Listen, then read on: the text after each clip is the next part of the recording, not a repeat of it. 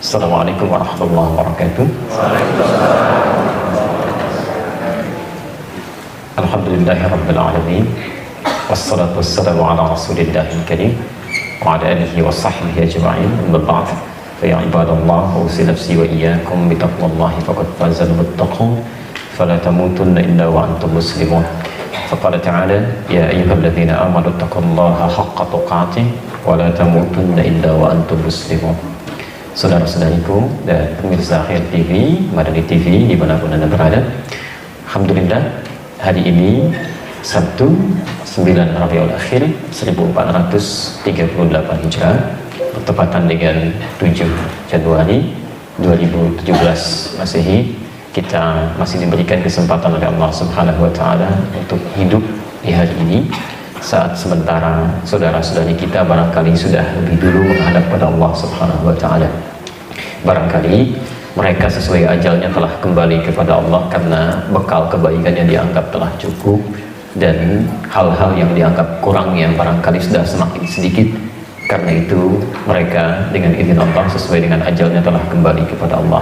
Sedangkan kita masih mendapat kesempatan hidup di hari ini untuk memperbaiki kekurangan-kekurangan yang mungkin belum sempurna di hari-hari kita yang lalu.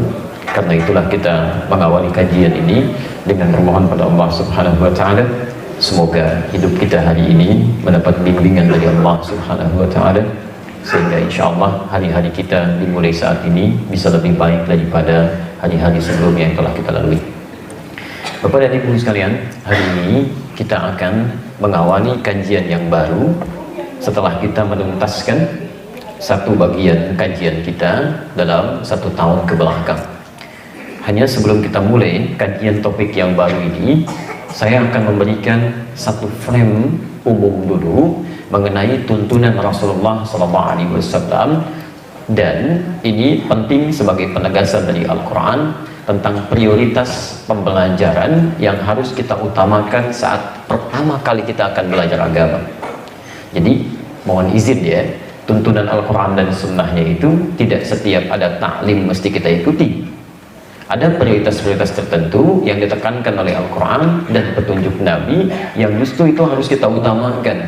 Jangan-jangan Anda sering ikut taklim tapi materinya tidak Anda butuhkan, sementara yang sangat diperlukan belum pernah digali, kan? Karena itulah kemudian nanti insya Allah kalau kita sudah tersambung, saya sudah buatkan PowerPoint-nya. Tadi saya sepanjang jalan ngetik, pas tiba di depan, pas selesai gitu ya. Ini saya sudah kopikan di sini. Nanti kalau ada di antara teman-teman yang ingin mengopi, saya persilahkan dan silahkan sebarkan kembali untuk mendapatkan kebaikan yang luas ya. Pertama, Quran surah ke-59 ayat ke-7, posisi paling kanan di pertengahan di akhir ayatnya. Ini kaidah utama saat Anda akan mengerjakan apapun dalam kehidupan. Lihat kalimatnya di ujung ayatnya, wa ma atakumur rasulu fakhudhuhu wa ma nahakum anhu fantahu. Wa ma atakumur rasul, dan semua yang pernah dibawa oleh Rasul. Di situ menunjuk pada satu keterangan tanpa batas. Jadi semua yang pernah dibawa oleh Rasulullah SAW sebagai contoh kehidupan kita, ya, pedoman hidup kita, apapun itu. Ya. Maaf, jangan sampai cuma ibadah ritualnya kita meniru Nabi, sholat seperti Nabi, tapi sisi yang lainnya jauh dari contoh Nabi. Bicara kita nggak seperti Nabi, gitu kan? Pandangan kita nggak seperti Nabi menuntun. Ya, bangun tidur kita nggak seperti Nabi inginkan. Makan kita nggak seperti Nabi tuntunkan. Padahal Allah telah memilih beliau untuk menjadi tuntunan bagi hidup kita, untuk memudahkan hidup kita. Setelah Allah pilih, dihadirkan pada kita, kita nggak ikuti, ya kurang apa lagi untuk diberikan tuntunan. Ya. Karena itu ketika turun ayat ini, konsekuensi logisnya semua aktivitas yang kita kerjakan sepanjang petunjuknya ada pada Nabi, maka itu kita ambil. Termasuk, saat kita juga akan belajar. Ya. Belajar seperti apa yang pernah dituntun oleh Nabi. Tadi subuh kami sampaikan materi di salah satu masjid di Bekasi. Itu pelajaran khusus tentang bagaimana cara menuntut ilmu berdasarkan petunjuk Rasulullah SAW. Nanti lain waktu bisa kita bahas bagaimana Nabi pernah mengajarkan para sahabat, Pak, cuma 40 orang di fase Mekah itu, di tempat yang sangat terbatas, dalam keadaan yang sangat genting, yang kalau diketahui para penuntut ilmunya tidak hanya diinterogasi tapi masih bisa dieksekusi bahkan ya. Tapi 40 orang ini mendapat pengajaran khusus dari Nabi, itu bisa menjadi bintang dalam kehidupannya. Setiap satu orang kemudian pergi ke setiap tempat selalu memberikan dan membuka kebaikan-kebaikan di sana. Bahkan nanti sahabat Sa'ad bin Abi Waqqas radhiyallahu taala anhu saat ikut ekspedisi ke laut Cina Selatan, mengikuti nanti rombongan ekspedisi dari kerajaan Ethiopia yang dipimpin oleh Raja Najasyi, itu sempat mampir ke wilayah Baros, 414 km dari kota Medan, ke arah Tapanuli sana. Itu begitu singgah di situ, cuman singgah sekejap, tiba-tiba jadi Nusantara yang nilai keislamannya menyebar sampai sekarang.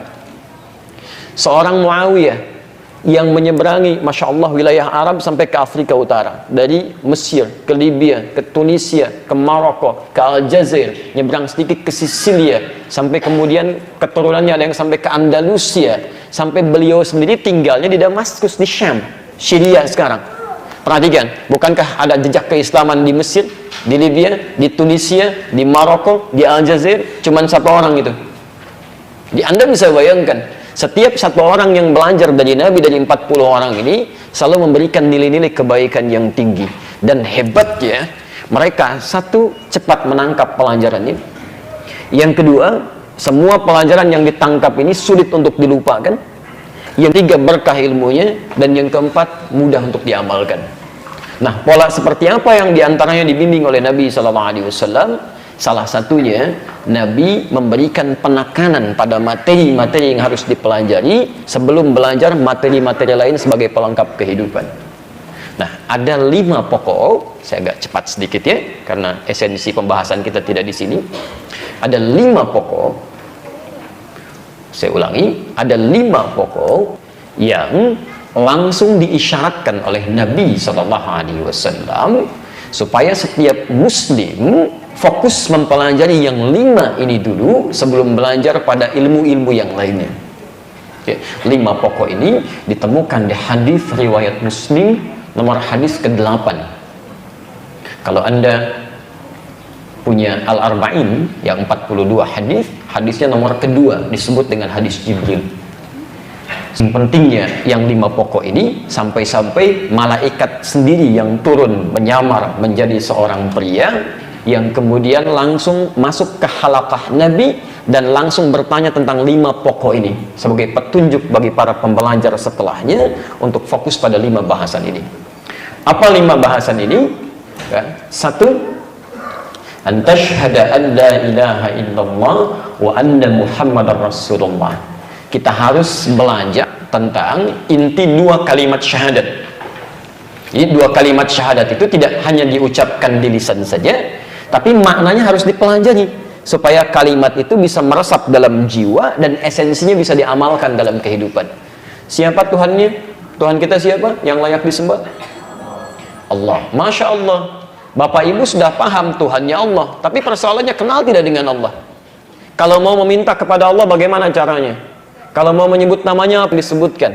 Dalam keadaan sulit, beda dengan keadaan meminta rezeki, beda dengan keadaan saat ada masalah, beda dalam keadaan saat kita misalnya disakiti oleh orang lain. Ada nama-nama khusus yang melekat pada dirinya.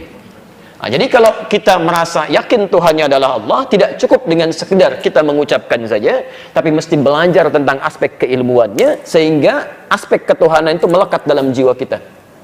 Orang-orang yang tidak belajar tentang ilmunya ini akan jadi persoalan. Diberikan supermi, pindah keyakinan. Diberikan kemudian jabatan, bisa berubah keyakinan. Menemukan pasangan hidup yang baru, agamanya bisa digadaikan. Ini bisa berubah. Karena itulah ketika Allah menyampaikan kalimat Tuhan yang layak untuk disembah, itu bersanding dengan pengetahuan. Quran surah ke-47 Muhammad ayat 19. Fa'lam annahu la ilaha illallah. Fa'lam, mesti punya ilmu. Diterjemahkan maka ketahuilah, yang tepat mesti punya ilmu untuk menetapkan bahwa tiada Tuhan selain Allah. Nanti ilmunya disebut dengan ilmu tauhid. Baik, dan ini sudah kita bahas. Ya, setahun kita belajar ini. Bismillah. Ya, ini telah kita bahas. Ilmunya disebut dengan ilmu tauhid. Baik. Yang kedua, mohon maaf, Kalau ilmu tauhid dia sudah dipelajari, dan itu Masya Allah 13 tahun, mohon izin, 13 tahun Nabi mengajarkan ilmu tauhid ini bagi 40 orang sahabat tadi itu. Bayangkan 13 tahun, dan Anda ingin menyingkatnya dalam 13 hari. 13 tahun dia, bisa dibayangkan belajar tentang tauhid ini. Setelah itu baru muncul turunan yang lain ya. Setelah mau masuk ke tahun ke-13 baru turun kemudian pelajaran tentang salat, wa tuqimas shalah, kedua salat ya. Jadi kalau kita sudah kenal Allah, sudah paham dengan Allah, mau mengikuti tuntunan Rasulullah, jangan dulu belajar yang tinggi-tinggi. Kedua kata Nabi ya, saya kembalikan, wa tuqimas shalah, dan menyempurnakan sholatnya, belajar tentang sholat. Saya kembalikan ini hadisnya tadi yang saya bacakan. Maaf, supaya lebih mudah memahami ini, saya alihkan ke poin-poin ini. Kedua, sholat. Jadi kalau sudah kita mengatakan muslim, belajar tentang tauhid supaya melekat kekuatan dalam jiwa kita, dan saat dipersoalkan oleh orang lain kita bisa jawab ya? Jadi tidak cukup kemudian saya yakin Tuhannya Allah, begitu dipersoalkan orang lain kita diam, itu tidak baik. Kita harus punya argumentasi untuk menguatkan keyakinan kita. Nah setelah itu apa yang dipelajari? Salat, wa tuqimas shalah, dan sempurnakan salat. Jadi jangan belajar tinggi-tinggi dulu, antum bahas yang tinggi-tinggi, salat tiap hari dikerjakan tapi nggak paham dengan yang dilakukan. Nanti kita akan lihat ya, ini saya lompat sebentar. Ada sindiran halus dalam Al-Quran sampai menyampaikan bahkan umumnya orang sholat itu tidak paham, tidak mengerti apa yang dibaca dan dilakukan dalam sholatnya. Silahkan Anda cek sampai terakhir kali barusan sholat, dari sekian ribu ruku dan sujud yang dikerjakan, berapa persen bacaan sholat yang sudah dipahami? Jangan-jangan ruku tidak mengerti yang dibaca, sujud tidak paham yang diungkapkan. Bagaimana bisa khusyuk sholat kita? Jelas di sini? Baik. Nah nanti ini masuk dalam pokok syariat, ilmunya disebut dengan fikih. Yang ketiga, kita belajar tentang zakat. Yang keempat, kemudian puasa. Dan kelima, pelajaran pokok terkait dengan haji. Ini 5 pokok. Saya ulangi, ini 5 pokok yang disebutkan dalam hadis Nabi sebagai dasar-dasar yang harus dipelajari, yang bisa menguatkan keislaman seorang. Inilah yang oleh para ulama diistilahkan dengan pedoman hidup muslim. Dasarnya dimulai dari sini. Kalau yang 5 ini sudah kuat, maka bangunan yang lainnya itu akan semakin kokoh. Karena itulah, maaf, dasar-dasar yang mengokohkan unsur yang lain dalam bahasa Arab disebut dengan rukun. Dan di sini kita mendengar istilah rukun Islam. Jelas di sini? Baik. Saya mohon izin kalau sedikit agak cepat karena waktu kita sangat terbatas untuk ini, tapi saya ingin pastikan dulu. Paham sampai sini? Paham ya? Baik, jadi intinya kalau ingin belajar sesuai dengan tuntunan Rasulullah, pertama pelajari 5 yang pokok ini dulu, baru kita turunkan pada pelajaran-pelajaran lain sebagai tambahan. Jelas? Nah, bahasan pertama, alhamdulillah telah kita selesaikan di tahun yang lalu ya. Bagi yang belum tersambung, silahkan nanti bisa dilihat rekaman di setahun ke belakang yang mudah-mudahan bisa memberikan banyak manfaat. Hari ini kita akan masuk pada pelajaran baru, bagian yang kedua tentang bab sholat ya, seperti tuntunan Rasulullah SAW. Jadi materi hari ini baru bab permulaan di awal tahun yang kita bahas terkait sesi kedua atau esensi kedua mengenai pokok bahasan sholat atau sifat sholat Rasulullah SAW. Jelas di sini? Oh, belum kita mulai. Apa yang jelas? Belum kita mulai. Tenang saja ya. Bismillah. Untuk makan apa? Belum dijelaskan, sudah jelas ya. Baik, kita mulai bahasannya. Sebentar.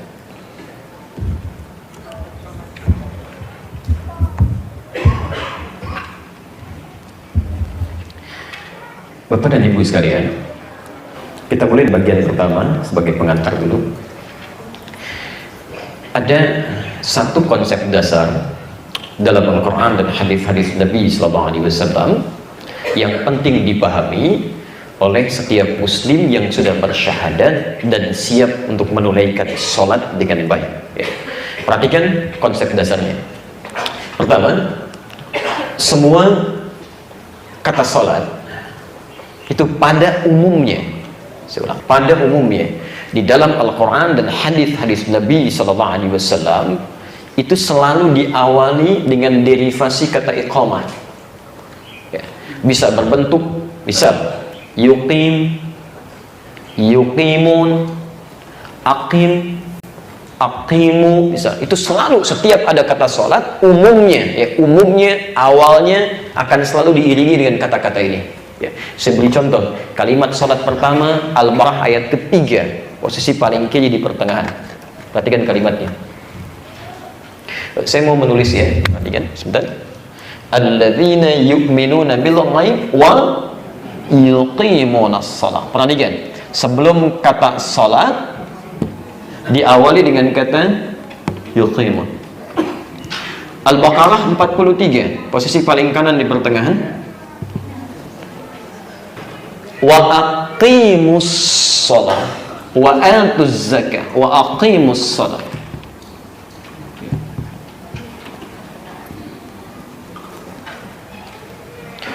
Quran surah 29 ayat 45, wa aqimis shalah wa aqimis shalah. Yang tidak pakai waw dengan kalimat sama, Quran surah ke-17 ayat 78, aqimis salata liduluki syamsi. Selalu ada aqim, aqimu, yuqimun, yuqimu. Ini derivasi dari kata iqamah. Bahkan tidak cukup dengan ayatnya, saat kita akan sholat pun kalimat ini dihadirkan lagi. Perhatikan, sebelum kita menunaikan sholat terlebih dahulu diadakan apa? Iqamah. Cuma orang Indonesia suka menyingkat menjadi qomat, gitu kan? Ya, qomat itu sebetulnya orang Arab ya belum paham dengan singkatannya. Ya, bahasa lengkapnya bukan qomat tapi iqamah. Iqamah. Ya. Di Arab juga ada singkatan Pak ya. Cuma kadang-kadang orang kita lebih kreatif. Yang orang Arab nggak punya, kita bisa nyingkat tuh. Ya. Misal orang Arab punya singkatan. Saya beri contoh, bahkan kalimat-kalimat thayyibah, kalimat Quran itu ada istilah singkatan, tapi ketika diucapkan lafadznya disempurnakan. Misal Allahu Akbar disingkat jadi takbir, La ilaha illallah tahlil, Alhamdulillahi Rabbil Alamin jadi tahmid, bahkan ada lagi hamdalah, Bismillahirrahmanirrahim basmalah. Itu kalimat singkatannya, ketika diucapkan kalimat panjang yang disebutkan. Ya. Mari kita mulai taklim kita dengan sama-sama membacakan basmalah. Basmalah, bukan ya, Bismillahirrahmanirrahim, tapi kalimatnya singkatan. Ya. Sayyid, sayyid, sayyid. Orang Arab singkat sidi, ya, sidi singkatan. Tapi nyonya sayyidati itu nggak bisa disingkat. Oleh orang Indonesia disingkat siti. Ya. Siti itu nggak ada, orang Arab nggak kenal. Ya, itu singkatan dari kata sayyidati. Ya, termasuk iqamah, orang Arab menyebutkan dengan iqamah, orang kita singkat jadi qomat ya. Insyaallah. Di orang kita kalau menyingkat umumnya biasanya ujung-ujung yang disebutkan. Ya. Dulu saya olahraga di Arab ya, dengan Abdurrahman, dengan Muhammad, dengan Ali. Begitu Ali bawa bola, itu lengkap kalimatnya. Ya Ali wazzi, kata orang Arab. Ali, tolong oper sini. Orang kita enggak. Li oper. Man oper ya. Di oper. Iqamat jadi apa? Iqamat. Perhatikan, bahkan saat akan sholat pun tidak cukup dengan dalil yang tertuliskan, tapi dengan dalil yang dibacakan. Iqamat. Saking pentingnya kalimat iqamat ini. Apa arti dari kata iqamat ini? Yang bisa jadi yuqimun, aqimu, aqim, dan seterusnya. Dan kenapa bersanding dengan kalimat sholat? Ini kaidah dasar yang ingin kami sampaikan. Kata iqamah secara singkat dari sisi bahasa berarti sesuatu yang sempurna. Saya ulangi, sesuatu yang sempurna, baik dari sifat ataupun sikapnya. Baik sifat ataupun sikapnya.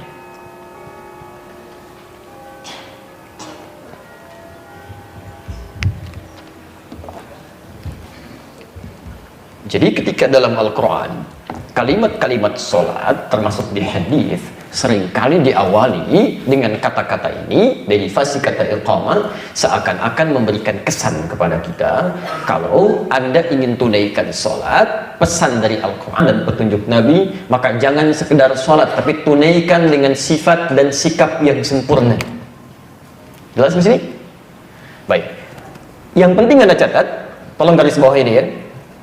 Kaidah dalam ilmu tafsir menyebutkan, jika dalam satu konsep ibadah, ibadahnya diawali dengan kata sempurnakan, ini menunjukkan kesan bahwa ada orang yang menunaikannya, tapi menunaikan dengan cara yang tidak sempurna. Sehingga kalimat sempurnakan ini seringkali dihadirkan pada kalimat ibadahnya untuk terus mengingatkan, ayo sempurnakan, sempurnakan, sempurnakan. Seakan-akan memberikan kesan bahwa tidak sedikit orang menunaikan sholat, tapi tidak sempurna sholatnya. Jelas di sini? Baik. Bahkan, mohon maaf, hal yang terkait dengan kesempurnaan ini ternyata tidak terjadi saja di masa-masa kini. Dulu di zaman Nabi, saking pentingnya kesempurnaan sholat ini, itu sangat spesifik dan sangat luar biasa tegasnya diingatkan oleh Nabi SAW pada para sahabatnya. Perhatikan di hadis riwayat Al-Bukhari, nomor hadis 751, 757, redaksi yang sama di hadis Muslim, nomor hadis 397. Mohon maaf untuk para ikhwan, barangkali saya tidak menginginkan ada yang terlalu lelah berdiri, bisa berbicara, atau teman-teman bisa ke sebelah sini, jadi masih kosong. Kalau mau silakan. Ya. Bisa diperluas saja supaya tidak berdiri ya. Ini masih agak luas, silakan. Bisa. Apa ya? Alhamdulillah. Kalau biar terisi dulu ya, penuh. Saya di luar juga nggak apa-apa, yang penting Anda masuk. Bisa cukup. Ya, bisa Allah ya.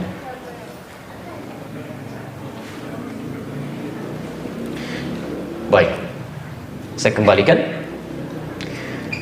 Jadi pertama, konsep dasarnya kalimat sholat dalam Al-Quran seringkali diawali dengan derivasi kata iqamah yang menunjuk pada kesempurnaan cara dan sikap kita dalam menunaikan sholat.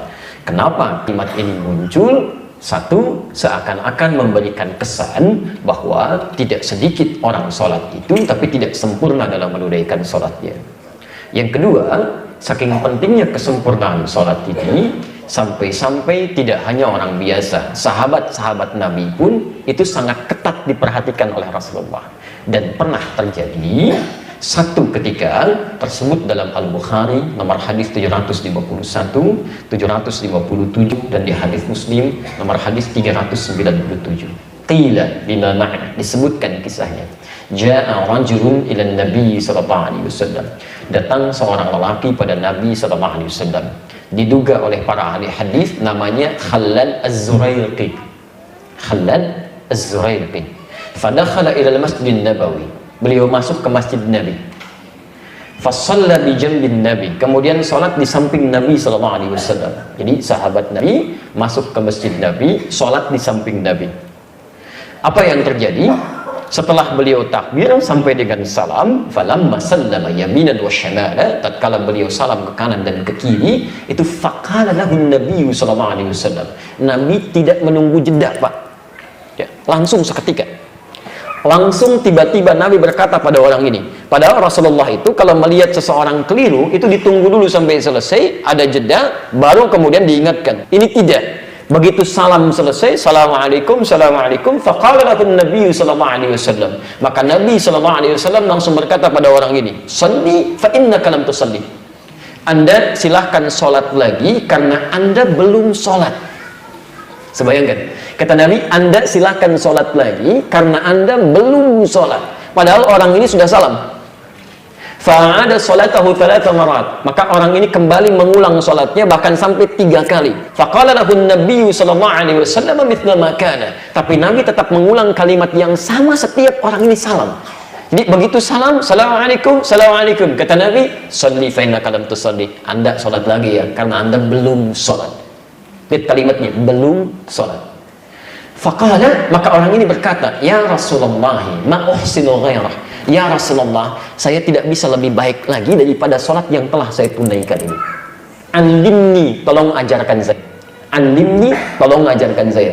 Anda bisa bayangkan, sahabat Nabi, hidup di zaman Nabi, dekat dengan Nabi, sholat di masjid Nabi, di samping Nabi. Kata Nabi, karena Anda belum belajar dengan sempurna, sholat Anda belum benar, tolong ulangi. Sahabat Nabi dengan 5 sifat tadi, diminta diulangi. Ada orang bukan sahabat Nabi, tidak hidup di zaman Nabi, belum pernah ketemu Nabi, sholat tidak di samping Nabi, dan bukan di masjid Nabi, merasa aman dengan sholatnya. Dan sahabat ini ingin belajar dari Nabi. Orang ini yang bukan sahabat gak mau belajar. Padahal ustadznya sudah datang sendiri, tempatnya bagus, keadaannya enak, live juga, ada snacknya juga, belum bisa membuat Anda tersentuh untuk belajar. Anda butuh apa lagi?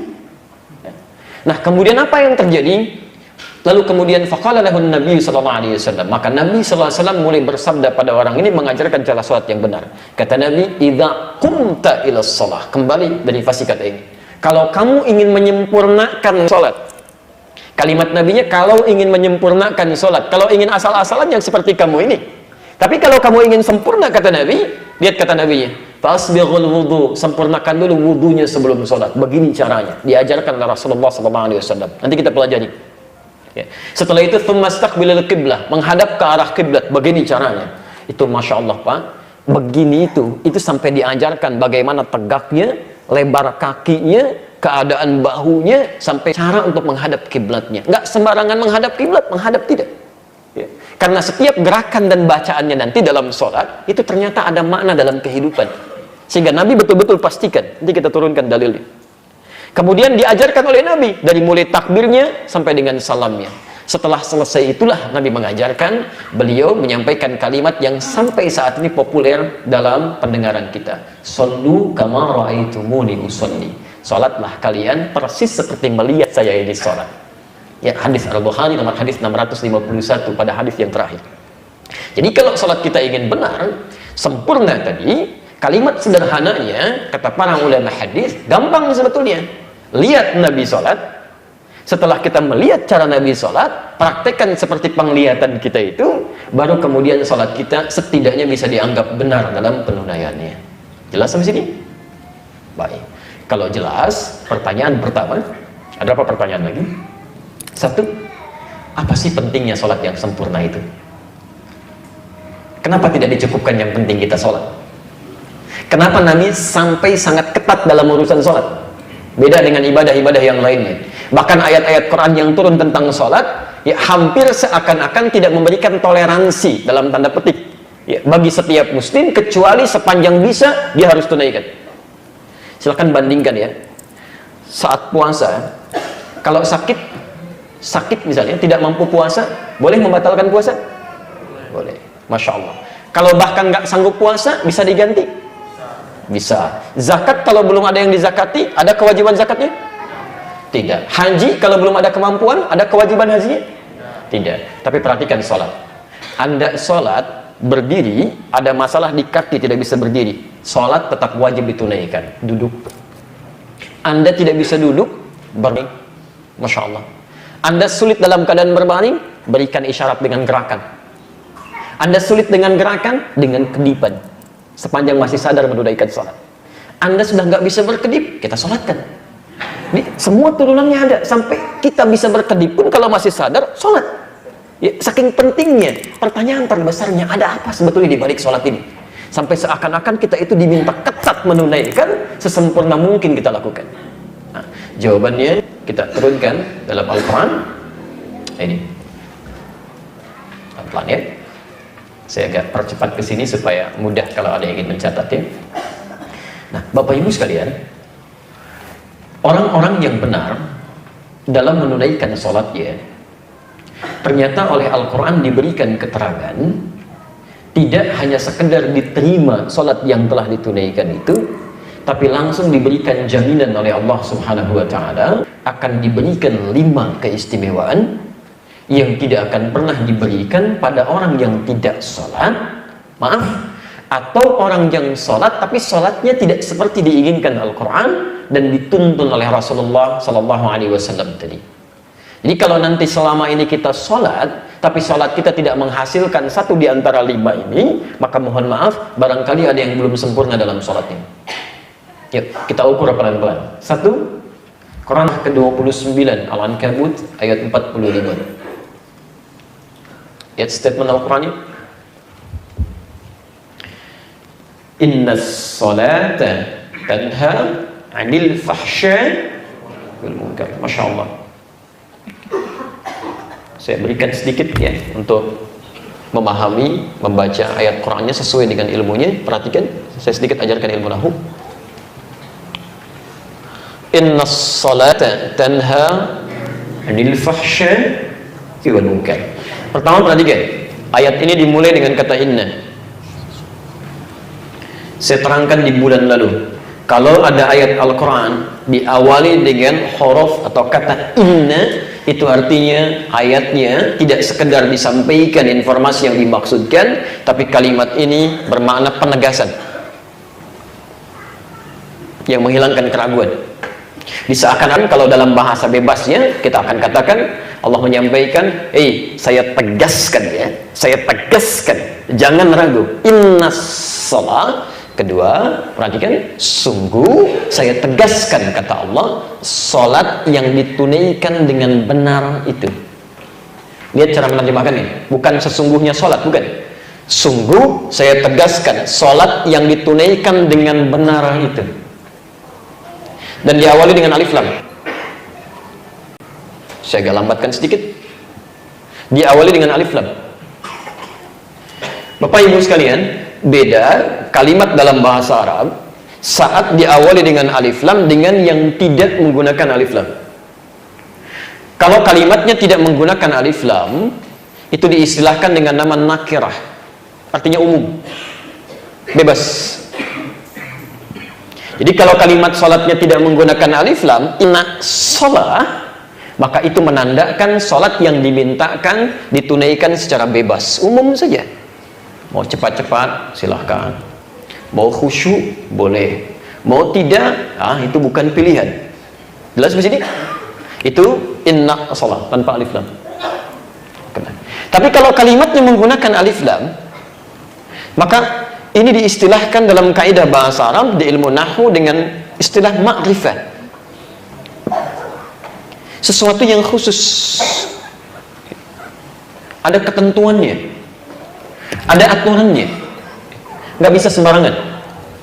Dan silahkan cek semua kata sholat dalam Al-Quran yang bermakna ibadah, ingat ya, yang bermakna ibadah, bukan bermakna doa. Semua kata sholat dalam Al-Quran yang bermakna ibadah, semuanya menggunakan alif lam. Al-Baqarah ayat 3, alladzina yu'minuna bil ghaib wa yuqimunas shalah. Ayat 43, wa aqimus shalah. Ayat 45, wasta'inu bis sabri was shalah. Ayat ke-152-nya, 153-nya sampai 157. Di 153-nya jelas disebutkan, ya ayyuhalladzina amanu sta'inu bis sabri was shalah. Selalu ada alif lamnya. Dan di Al-Ankabut ayat 45, innas shalah. Sekarang perhatikan cara menerjemahkannya. Sungguh, kata Allah, saya tegaskan, salat yang ditunaikan dengan benar itu sesuai aturannya, sesuai petunjuknya, itu yang menyebabkan pelakunya tanha 'anil fahsya'i wal munkar, akan mendapat manfaat kebaikan dalam salatnya, terbebas dari 2 sumber keburukan. Jadi kalau ada orang yang punya sifat dan sikap yang buruk, itu sumbernya cuma 2 kata Quran. Tidak ada yang ketiga. Satu, fahsya. Fahsya itu keburukan yang bersumber dari syahwat. Maaf ya, kata-kata yang jorok, kotor, pornografi, porno aksi, LGBT, itu fahsya. Jadi mustahil ada orang sholat bisa berkata kotor, itu mustahil. Kalau ada orang sholat, kalau ada orang yang tidak sholat mencela orang lain, kata-katanya kotor misalnya, kosakatanya tidak elok, itu dia karena nggak sholat, tidak sholat. Tapi yang jadi masalah, kalau ada orang yang sholat, lisannya masih kotor, pasti ada yang salah dalam sholatnya. Pandangannya tidak punya filter, semua yang buruk dilihat, ada yang keliru dalam sholatnya. Karena orang yang sholatnya benar itu, dari ujung kepala sampai ujung kaki ya, itu pasti terjaga dari perbuatan fahsyah. Munkar, keburukan yang diingkari oleh hati, sumbernya nafsu perut dan akal. Ya, mencuri itu munkar, korupsi itu mungkar. Ya, mohon maaf, berselisih itu mungkar, merampok itu mungkar, membunuh itu mungkar. Ini mustahil ada orang sholat bisa korupsi, mustahil. Mustahil ada orang sholat mencuri, itu mustahil.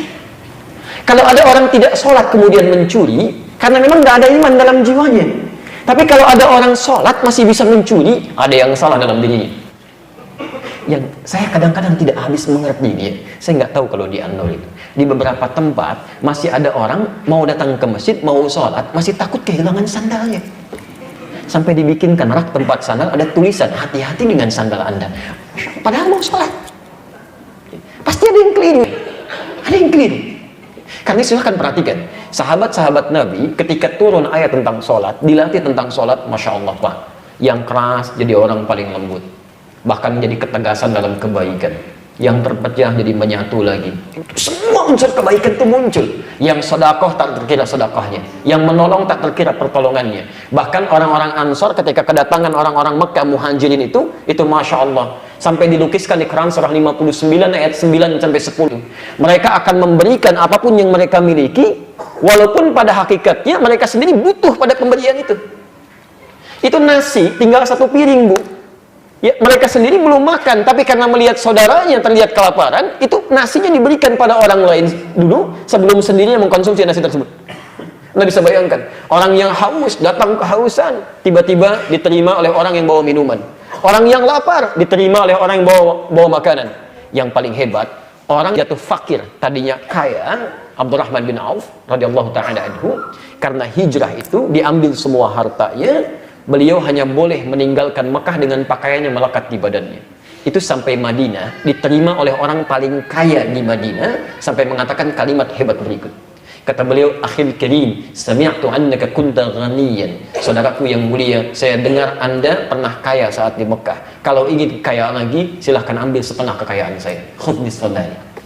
Saya dengar Anda ditinggalkan oleh istri dan keluarga Anda. Kalau ingin menikah lagi, pilih perempuan paling cantik di Madinah. Saya fasilitasi dengan pernikahan itu. Anda bisa bayangkan, sehingga turun ayat di situ memuji orang-orang Madinah. Wa yu'thiruna 'ala anfusihim walau kana bihim khassasah. Bahkan mereka bisa melebihkan untuk orang lain sekalipun dirinya memerlukan keadaan itu. Itu dilatih itu. Di mana sekarang kalimat-kalimat itu? Kita hafal ayatnya, mukmin satu dengan yang lainnya, hadisnya kita paham. Bagaikan satu bangunan, saling menguatkan. Kalau satu sakit jangan merasakan. Temannya kebanjiran cuma nonton. Ya. Ada yang videokan, tiba-tiba bikin status, gitu kan? Hadisnya nggak ada. Satu. Ya. Jadi mohon maaf kalau selama ini kita sholat tapi lisan kita masih kurang baik, mata kita masih kurang baik. Apa fungsi mata? Masih ingat? Melihat yang baik-baik. Baik, jadi kalau orang sholat itu karena matanya sering melihat ke kiblat, maka dia akan pastikan begitu melihat yang baik-baik. Jadi kalau Anda sering sholat tapi pandangan Anda masih melihat yang tidak baik, ada yang salah dalam sholatnya. Itu baru mata. Apa fungsi telinga? Apa fungsi lisan? Bicara yang baik-baik. Itu baru yang ada di kepala, belum yang ada di tangan, jemarinya, belum disampai dengan ke ujung kaki. Coba lihat tiap hari ya, pastikan sekujur tubuh kita yang akan bicara dan ditanya itu semuanya baik. Cek ya, dari kepala, kemudian turun ke tangan, pundak, ke lutut, kaki. Kepala, pundak, lutut, kaki. Dua. Saya agak cepat sedikit. Quran surah ke 20 ayat 14, ditafsir di Quran surah 13 ayat ke-28. Saya persingkat, orang yang sholatnya benar pasti akan ada dampak ketenangan dalam jiwanya. Dimaaf, orang yang sholatnya benar itu dampaknya ke jiwa pasti tenang. Ya, kita berikan kaidah. Quran surah ke-13 dulu ayat ke-28. Ala dzikrillahi tatma'innul. Yakinkan pada dirimu, kalau zikir Anda benar kepada Allah, zikir Anda benar kepada Allah, maka dampaknya ke hati akan ada ketenangan. Nah, kata zikir di dalam Quran itu bentuknya banyak. Misal, Anda membacakan kalimat thayyibah, ya. Subhanallah, alhamdulillah, Allahu akbar. Biasanya kan ba'da salat ya. Anda bacakan itu termasuk zikir. Dalilnya Quran surah 4 ayat 103, posisi paling kanan, sebelah atas ke tengah sedikit. Fa idza qadaytumus salata fadhkurullaha qiyaman wa qu'udan wa 'ala junubikum. Kalau Anda setelah tuntas mengerjakan salat, silahkan berzikir kepada Allah. Silahkan ya.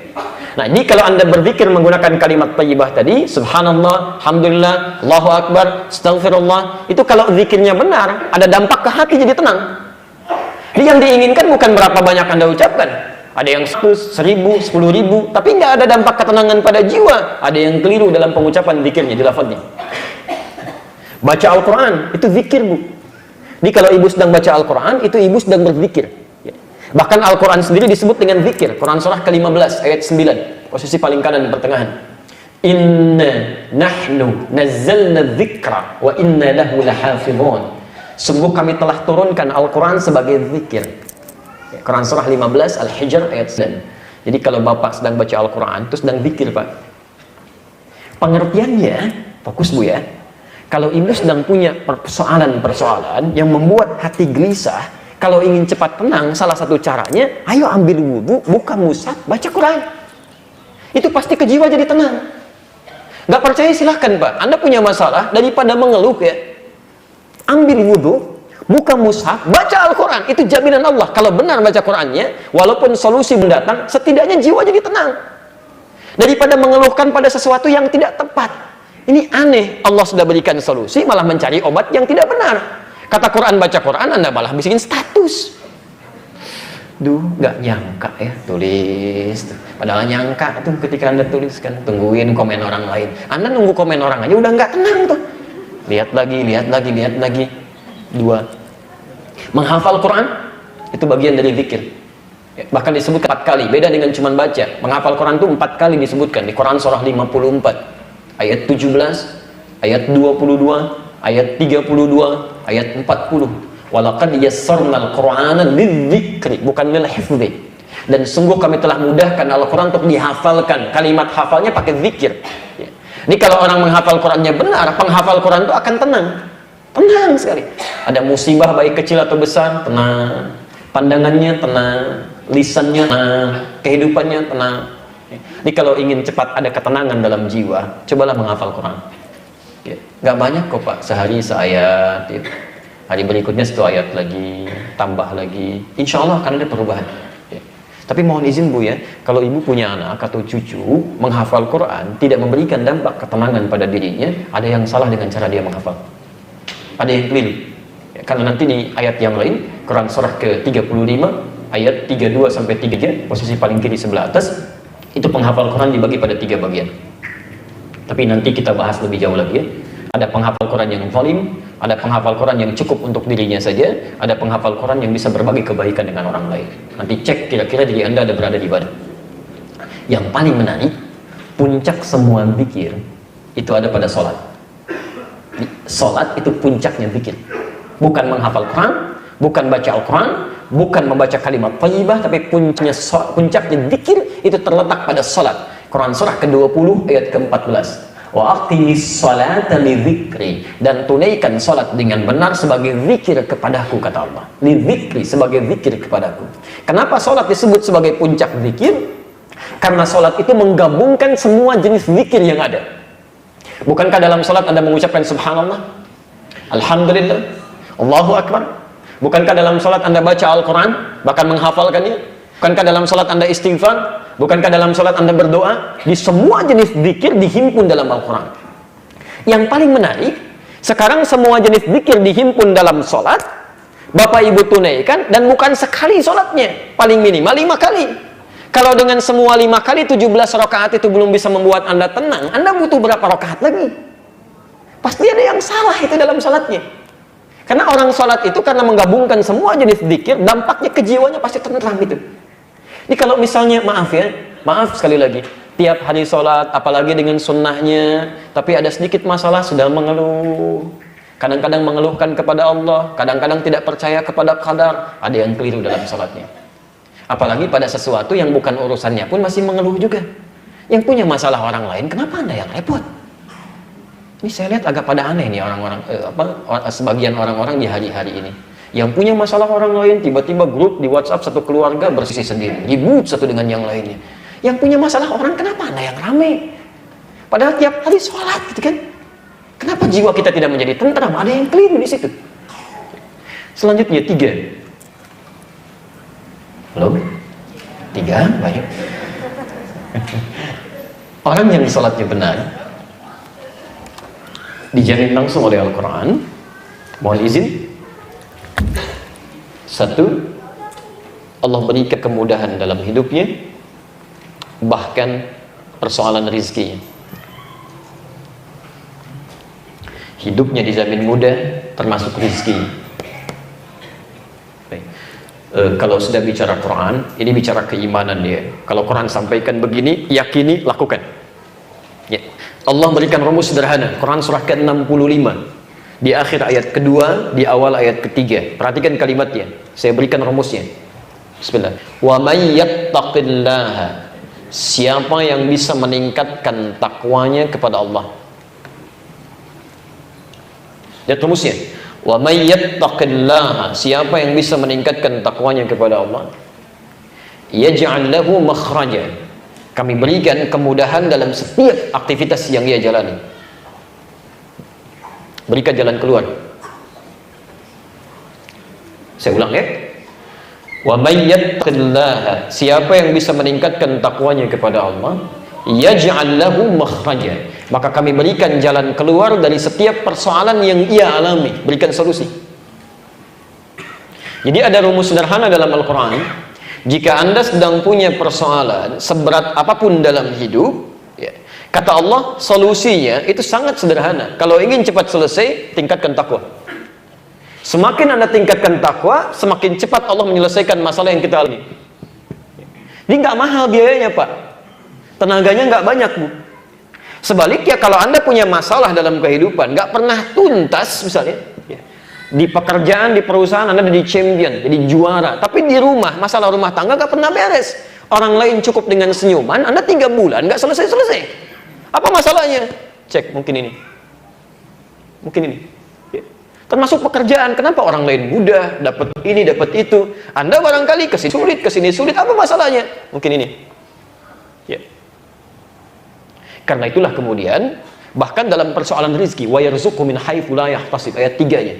Bahkan urusan rezekinya pun kata Allah, orang yang benar takwanya bukan cuma yang dia kejar, yang dia tidak kejar pun kami akan datangkan dari sisi yang tidak dia duga. Begitu Anda tingkatkan takwa, rezeki yang Anda tidak kejar pun tiba-tiba mendatangi Anda. Tidak disangka-sangka. Bahasa manusia kan kadang-kadang, saya nyangka loh dapat proyek ini. Nggak usah disangka, karena rezekinya datang dari sisi yang tidak disangka-sangka. Lalu Anda bertanya, bagaimana cara meningkatkan takwa ini ya Allah? Supaya saya mendapatkan kemudahan hidup, plus rezeki pun bisa mengalir dengan ringan. Kalimat takwa disebutkan 115 kali dalam Al-Quran. Di seluruh derivasinya. Dan kalimat takwa pertama disebutkan di Quran, surah kedua Al-Baqarah, ayat 2-3. Dzalikal kitabu la raiba fi hudan lil muttaqin. Siapa orang takwa muttaqin di sini? Ayat 3-nya. Alladzina yu'minuna bil ghaib wa yuqimunas shalah. Yaitu orang yang setelah menyatakan beriman kepada Allah yang gaib, dia sempurnakan salatnya. Yang jadi masalah, Ustaz, bagaimana kalau ada orang tiap hari salat tapi kesulitan terus mendera dalam dirinya? Coba cek, barangkali cara menunaikan salatnya belum sempurna. Ini poinnya. 4, saya agak cepat. Orang yang salatnya benar sesuai dengan isyarat Al-Quran dan tuntunan Rasulullah SAW, langsung dijamin oleh Allah dalam Al-Quran, doa-doa yang ia panjatkan itu seketika akan dikabulkan tanpa menunda, sepanjang ia butuhkan. Bahkan hebatnya ya, itu kalau orang salatnya benar, Pak, Bu, tidak harus menunggu jeda, seketika selesai berdoa jawaban tuh. Saya berikan yang paling dahsyat kisahnya, yang manusia sudah angkat tangan. Ini sering saya ulang kisahnya. Quran surah ketiga Ali Imran ayat 38-39. Posisi paling kanan di mushaf sebelah atas. Baik. Nabi Zakaria. Posisinya sudah jadi seorang suami, menikah, mohon maaf, dalam keadaan fisiknya sudah semakin letih, rambutnya sudah memutih, sudah sepuh. Bahkan istrinya, maaf ibu, divonis secara medis menopause dan mandul. Mungkin tidak secara klinis masih memiliki keturunan. Tidak ya. Dan beliau sudah ikhtiar. Tapi apa yang terjadi? Mohon garis bawahi rumus ini, dan ini jadi pegangan kita. yang jadi pegangan kita dalam hidup. Garis bawahi ayat 38-nya. Hunalika da'a Zakaria rabbah. Kemudian di mihrabnya itulah Nabi Zakaria bermohon kepada Allah Tuhannya. Qala rabbi habli min ladunka dzurriyyatan thayyibah. Ya Allah, hamba sudah berikhtiar kemana-mana untuk mendapatkan keturunan. Mereka katakan tidak mungkin. Hamba mohonkan kepadamu saja yang tidak punya batas dalam pengabulan doanya. Engkau pasti mendengar doa hamba. Tolong garis bawahi ya. Ini adab dalam ayat 38 ini memberikan kesan kepada kita. Kalau bapak ibu punya persoalan dalam kehidupan, kemudian semua orang sudah mulai mengangkat tangan. Ini nggak mungkin bu, bisa pak, mustahil ini. Maka kalau sudah menemukan kalimat seperti ini, itu isyarat pertama dari Allah untuk meninggalkan semua harapan dari manusia, segera minta kepada Allah. Tinggalkan manusia, mohon kepada Allah. Ini sudah isyarat pertama bahwa Allah ingin langsung mengabulkan tanpa campur tangan manusia. Ada penyakit orang mengatakan, nggak mungkin pak, ini nggak ada obatnya, mustahil. Itu sudah isyarat pertama. Bulan lalu saya ceritakan di tempat ini, Masya Allah, ada seorang dokter ketika kami dirawat mengatakan, wah ini mustahil pak, udah bisa sembuh ini. Ya paling bapak harus tunggu dulu 3-4 hari ke depan. Ketika kalimat itu sudah mulai muncul, sudah selesai. Malamnya kita tayamum, bermohon kepada Allah, minta. Besoknya jam 7 sudah visit, biasanya jam 10:04. Sudah mengatakan, sudah lain, Assalamualaikum, Masya Allah. Padahal visit pertama manggil ade, kedua manggil mas, ketiga manggil bapak, yang keempat, Assalamualaikum, jam 7. Masya Allah. Ustaz, kayaknya banyak doanya, manggil Ustaz. Rupanya nyari-nyari, Pak, kok bisa? Itu bisa merubah gitu keadaannya. Tiba-tiba bisa naik, trombosit naik, semuanya naik gitu kan. Dan seketika bisa pulang pada hari itu juga. Jadi kalau seseorang sudah mengatakan mustahil, ini mustahil, itu tanda pertama, mohon kepada Allah Subhanahu wa taala. Ini sudah rumus Al-Quran. Maka Nabi Zakaria kemudian memohon kepada Allah. Yang penting ada catat, permohonan pertama ketika memohon itu ternyata dilakukan dalam sholatnya. Beliau tunaikan sholat. Ya, tolong catat kalimat ini ya. Ini bahasa Al-Quran. Saya terambil dari nilai Al-Quran. Sholat itu tidak hanya diwajibkan bagi umatnya Nabi Muhammad SAW dan Rasulnya, tapi umat sebelumnya pun sudah sholat. Jadi sholat itu sudah ada, bukan hanya kita saja. Sholat sudah ada di umat-umat sebelumnya, cuma caranya berbeda, kita lebih sempurna ya, sampai dengan sujud dan selesai sampai salam ya. Misal Nabi Zakaria sholat ya, Quran surah 3 ayat 38 sampai 39 ini. Nabi Isa sholat Quran surah 19 dari ayat 31 sampai 33 nya. Nabi Ismail bahkan sholat, Nabi Ismail sholat Quran surah 19 ayat 54 sampai 55 nya. Bahkan 55 nya meminta keluarganya untuk sholat ya, sholat. Jadi sholat sudah ada. Nabi Nuh sholat kan, Nabi Musa sholat Quran surah kedua ayat 43, Nabi Isa sholat ya, Nabi Zakaria sholat, Nabi Ismail sholat, semua sholat. Yang paling menarik, semua orang-orang soleh bahkan Nabi saat sholatnya itu sekedar sholat, tapi berdoa dalam sholatnya terkait kebutuhan hidupnya. Maka Nabi Zakaria ketika memohon tadi, tiba-tiba ayat 39-nya, fanadatul malaikah wa huwa qa'imun yusalli fil mihrab. Lihat kalimatnya, fa. Ya, fa. Saya sering terangkan, harfu atfin bila hudud, huruf perangkai yang cepat tanpa jeda. Jadi begitu doanya dipanjatkan, ya Allah, saya mohon anugerahkan keturunan dari sisimu saja ya Allah. Engkau yang maha mendengar doa saya. Itu baru selesai doanya, sholatnya belum selesai. Tiba-tiba langsung turun malaikat menyampaikan, annallaha yubashshiruka biyahya. Allah kasih kabar gembira, doa Anda dikabulkan, Anda akan punya anak, bahkan namanya langsung dari Allah, Yahya. Dari kata al-hayy, artinya hidup. Yang mustahil terlahir dari rahim seorang perempuan yang divonis monopus dan mandul bayi yang hidup, kata Allah tidak ada yang mustahil. Kamu jadi dan hidup. Kapan itu terjadi? Wa huwa qa'imun yusalli fil mihrab. Masih berdiri dalam salatnya. Salatnya belum selesai. Nah, sekarang perhatikan anugerahnya untuk kita ya. Mohon maaf, jangan-jangan selama ini sholat nggak pernah kita manfaatkan ya. Tadi Nabi siapa yang minta kepada Allah? Zakaria. Sebelum sholat minta tidak? Baik, saat sholat minta dikabulkan. Nabi Zakaria sholat dulu minta dikabulkan. Umatnya Nabi Muhammad SAW sebelum sholat bahkan ditunggu oleh Allah mau minta apa sebelum sholat, karena keutamaan Nabi dan umatnya ya. Jadi Nabi Muhammad itu sangat istimewa dan umatnya pun istimewa. Umatnya Nabi Musa, nabinya ada, tongkatnya ada, ya, tongkat mukjizatnya ada, semuanya ada. Nabinya masih kelihatan, belum yakin juga dengan Rabbnya, masih meminta untuk melihat Allah. Nabi Isa kurang apa lagi? dirinya mukjizat, bisa menghidupkan yang mati dengan izin Allah, mengusapnya jadi mukjizat. Belum yakin juga, nabinya dikejar-kejar mau dibunuh. Umatnya Nabi Muhammad nggak lihat nabinya, beriman juga. Antum pernah lihat nabi? Tidak, tapi antum mau beriman. Makanya diberikan keistimewaan yang tidak diberikan pada umat-umat sebelumnya. Di antaranya apa? Sebelum menunaikan sholat sudah ditunggu oleh Allah mau minta apa yang dibutuhkan dalam kehidupannya. Quran surah kedua ayat 45 sampai 46. Posisi paling kanan di tengah sampai ke bawah. Surah kedua Al-Baqarah ayat 45 sampai dengan 46. Ini intinya di 45. Tafsirnya ada di hadis riwayat Abu Daud. Nomor hadis 649. Hadisnya qudsi. Perhatikan. Fokus, agak sabar sedikit ya. Ayat 45. Wasta'inu bis-sabri was-salah. Masyaallah. Bis-sabri was-salah.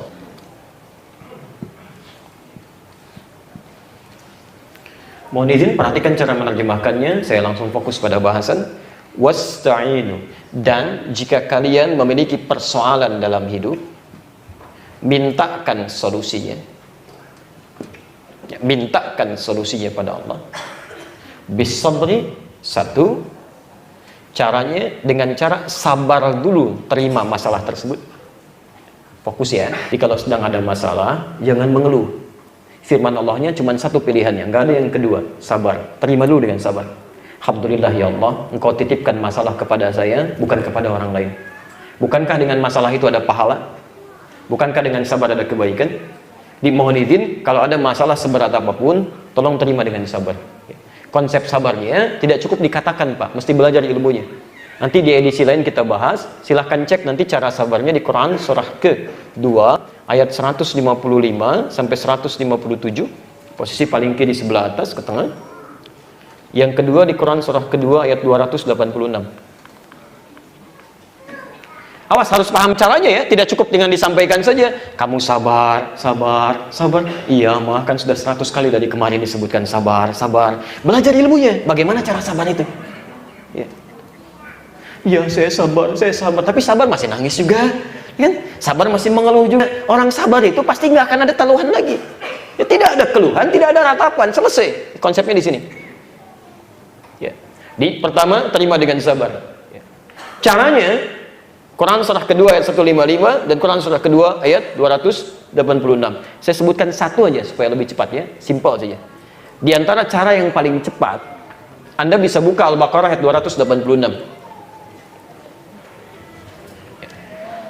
Awas, hati-hati ya, hati-hati. Anda tidak bisa mendapatkan solusi sebelum yang pertama ini dilewati.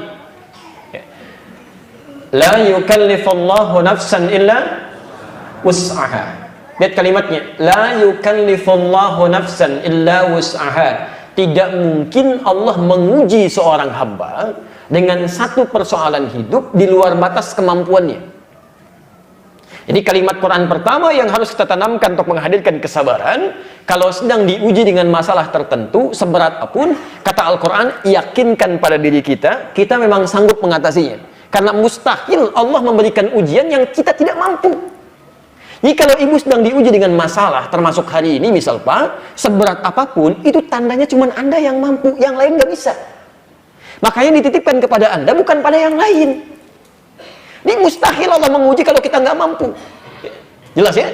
Ini jangan mengeluh karena kita yang mampu, yang lain tidak.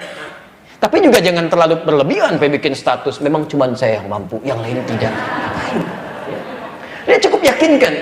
Terima kasih ya Allah, Kau titipkan kepada saya. Alhamdulillah bukan pada yang lain. Itu satu poin. Dan yang kedua, ingat yang paling penting ini. Al-Baqarah 155 itu ya. Baik. Walanabluwannakum bisyai. Terus kehidupan yang kedua. Walanabluwannakum bisyai, dan setiap orang yang hidup pasti kami akan uji dengan masalah. Jadi hidup itu akan selalu bersanding dengan ujian. Tidak ada orang hidup yang tidak diuji. Hidup itu akan selalu bersanding dengan ujian, dengan masalah. Jadi tidak ada orang hidup yang tidak punya masalah, pasti punya masalah itu. Coba lihat tuh ya, ini wajah-wajah ada yang tenang, menulis, pegang handphone, setenang-tenangnya Bapak Ibu, mustahil nggak punya masalah sekarang. Ya, barangkali juga ada yang sedang punya masalah belum selesai, ada yang di rumah, di kantor, macam-macam. Setiap yang hidup pasti punya masalah. Di sepanjang Anda punya kehidupan, diberikan ujian oleh Allah, itu artinya fitrah kehidupan kita.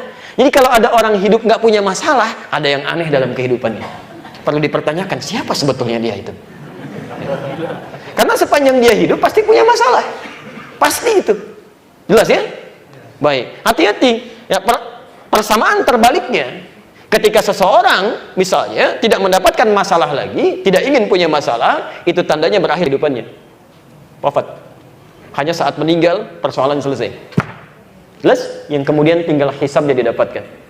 Jadi kalau ada orang mengatakan misalnya, saya tidak ingin punya masalah dalam kehidupan, artinya ingin cepat meninggal. Saya mau tanya dulu, Bapak Ibu ingin punya masalah atau tidak ingin punya masalah? Sudah selesai. Jelas ya? Baik. Dan pilihannya cuma sabar. Makanya di Al-Baqarah 155-nya pun di ujungnya ditutup. Wabasyiris sabirin. Dan berikan kabar gembira pada orang sabar. Ini hebat ayat ini. Kalau Anda punya masalah, biasanya mengeluh atau gembira? Sedih atau gembira? Ayat ini mengatakan orang yang bisa sabar, anehnya orang sabar itu ketika punya masalah malah gembira, malah senang. Lihat bahasa Qurannya, wabasyiris sabirin, berikan kabar gembira pada orang sabar. Jadi kalau Anda bisa menerapkan sabar dalam setiap persoalan, malah gembira, malah gembira. Karena orang sabar itu yakin begitu ada masalah, ini pahala sedang Allah berikan pada saya, sedang Allah berikan pada saya. Kalau sehari nggak dapat pahala, rugi orang ini, malah bingung dia. Itu masya Allah.